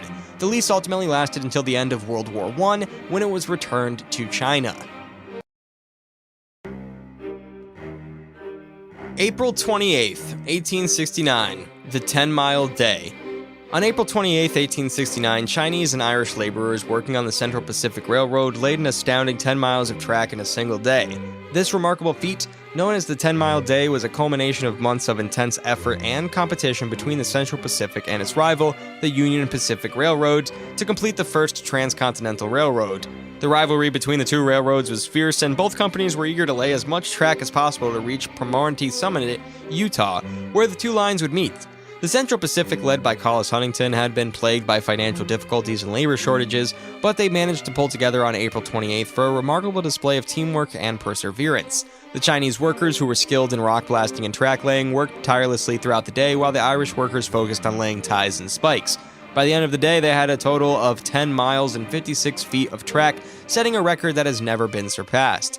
The 10-Mile Day was a major victory for the Central Pacific and a significant milestone in the completion of the first transcontinental railroads. It highlighted the ingenuity and determination of the workers who built the railroad, and it solidified the railroad's role as a vital transportation link for the United States. 1879. The Tarnovo Constitution of Bulgaria. On April 28, 1879, the Bulgarian National Assembly in Veliko Tarnovo adopted the Tarnovo Constitution, a modern and liberal constitution that served as the basis for Bulgarian government until 1947. The constitution was modeled after the Belgian Constitution and established a constitutional monarchy with a bicameral legislature. The Tarnovo Constitution was a significant milestone in Bulgarian history. It marked the establishment of a modern democratic government in Bulgaria, and it helped to promote the country's political and economic development. The Constitution established a bicameral legislature consisting of a National Assembly and Senate. The National Assembly was elected by universal male suffrage, and it had the power to pass laws, approve the budget, and elect the Prime Minister. The Senate was appointed by the King, and it had the power to review laws passed by the National Assembly. The Constitution also established a constitutional monarchy, with the King as the head of the state. The King had the power to appoint the Prime Minister and the Cabinet, but he was limited by the Constitution in his ability to exercise his power. The Tarnovo Constitution was a progressive document for its time, and it helped to lay the foundation for Bulgaria's democratic development. It remained in effect for nearly 70 years, and it was only repealed after the communist takeover of Bulgaria in 1947. 1881. Billy the Kid's Last Escape. On April 28, 1881, Billy the Kid, one of the most notorious outlaws in American history, escaped from the Lincoln County Jail in Mesilla, New Mexico. The escape was a daring feat that cemented Billy the Kid's reputation as a folk hero. Billy the Kid, whose real name was William Bonney, was 21 years old at the time of his escape. He'd been in prison for the murder of Sheriff William Brady, which had occurred during the Lincoln County War. Billy the Kid was being held in the Lincoln County Jail, which was a small, poorly guarded facility. On the night of April 27th, he managed to convince his jailer, J.W. Bell, to take him to the outhouse. Once outside, Billy the Kid overpowered Bell and stole his gun. Billy the Kid then ran to the jailhouse door, where he shot and killed another deputy, Robert Ollinger. He then escaped into the night. Billy the Kid's escape was a major embarrassment for the lawmen who were responsible for his capture. It also made Billy the Kid even more famous as stories of his daring escape spread throughout the West. Billy the Kid was eventually killed by Sheriff Pat Garrett on July 14, 1881. However, his legend lives on, and he remains one of the most iconic figures of the American West. 1887. The Schonebel Affair. On April 28, 1887, French police inspector Gilles Schonebel was released from Prussian custody, defusing a potential war between France and Germany. He had been arrested by the Prussian secret police on April 19, 1887, on a suspicion of espionage. The arrest sparked a diplomatic crisis between France and Germany as the French government accused the Prussians of violating French sovereignty. The French government demanded his immediate release and threatened to take military action if he was not released. German Chancellor Otto von Bonsreich was initially reluctant to release him, but he eventually bowed to pressure from the French government and the German public. Schonebel was released on April 28, 1887 on the orders of the German Emperor William I, and the release of him was a major victory for the French government as it helped to avert a war between France and Germany. 1893, the introduction of the bicycle tax in France. On April 28, 1893, France passed a law that introduced a bicycle tax. The tax was also applied to motorcycles and automobiles. This was the first time that a bicycle tax had been introduced in any country. The French government introduced the bicycle tax for a number of reasons. First, the government was looking for new sources of revenue. Second, the government was concerned about the increasing number of bicycles on the road. Third, the government believed that the bicycle tax would help to regulate the use of bicycles. The bicycle tax was initially set at 6 francs per bicycle seat. This was a significant amount of money at the time, and it was met with some opposition from cyclists. However, the tax was eventually accepted by most cyclists, and it remained in effect until 1924. The introduction of the bicycle tax in France was a significant event in the history of cycling. It was the first time that a bicycle tax had been introduced, and it set a precedent for other countries. In the following years, several other countries, including Italy, Germany, and the US, introduced bicycle taxes. April 29th, 1826, the discovery of Centaurus A. On April 29, 1826, Scottish astronomer James Dunlop discovered the galaxy Centaurus A, also known as NGC 5128. Dunlop was conducting a survey of the southern sky from his home in Parramatta, New South Wales, Australia, when he observed the galaxy. He described it as a very remarkable nebula, which appears to be formed of 2 small nebulae connected by a brighter band. Centaurus A is a giant elliptical galaxy located about 13 million light-years from Earth. It's one of the closest active galactic nuclei, AGNs, to Earth, and it's a popular target for astronomers. The galaxy is also known for its bright radio emissions, which are thought to be produced by a supermassive black hole at its center. The discovery of Centaurus A was a significant event in astronomy, and it was the first time that an AGN had been discovered, and it helped to pave the way for the study of these mysterious objects. Centaurus A had been studied extensively by astronomers over the years. Observations with radio telescopes have revealed a jet of material that's being ejected from the supermassive black hole at the center of its galaxy. This jet is thought to be responsible for the galaxy's bright radio emissions. 1861. Maryland's decision to remain in the Union. On April 29, 1861, the Maryland House of Delegates voted 53-13 against secession from the Union. This decision was a major turning point in the American Civil War as it helped to keep Maryland in the Union and prevented the Confederacy from gaining control of the strategically important Chesapeake Bay region. Maryland was a slave state, but it was also a divided state with strong Unionist and Confederate sympathies. In the months leading up to the Civil War, the state was on the brink of secession. However, the arrival of Union troops in Baltimore on April 19, 1861 helped tilt the balance in favor of the Union. The vote in Maryland House of Delegates was a close one, but it was ultimately a victory for the Unionists. The vote was followed by a vote in the Maryland Senate, which also was a vote against secession. These votes helped to ensure that Maryland would remain in the Union for the duration of the Civil War. 1862, the capture of New Orleans. On April 29, 1862, Union forces under Admiral David Farragut captured the city of New Orleans, Louisiana during the American Civil War. The capture was a major victory for the Union, as it gave them control of the Mississippi River and a major economic center of the Confederacy. Farragut's fleet of 47 ships, including 15 ironclads, steamed past Forts Jackson and St. Philip, which guarded the entrance to the Mississippi River. The Confederates had been expecting an attack, but Farragut's ships were able to run past the forts under cover of darkness. The Union fleet then sailed up the Mississippi River and reached New Orleans on April 25, 1862. The city was defended by a small Confederate force, but they were quickly overwhelmed. Farragut's fleet entered the harbor and landed troops, who quickly took control of the city. The capture of New Orleans was a major turning point in the Civil War. It gave the Union control of the Mississippi River, which cut off the Confederacy from the Western Territories, and also dealt a major blow to the Confederacy's economy, as New Orleans was a major port and center of trade. 1864, the founding of Theta Xi fraternity.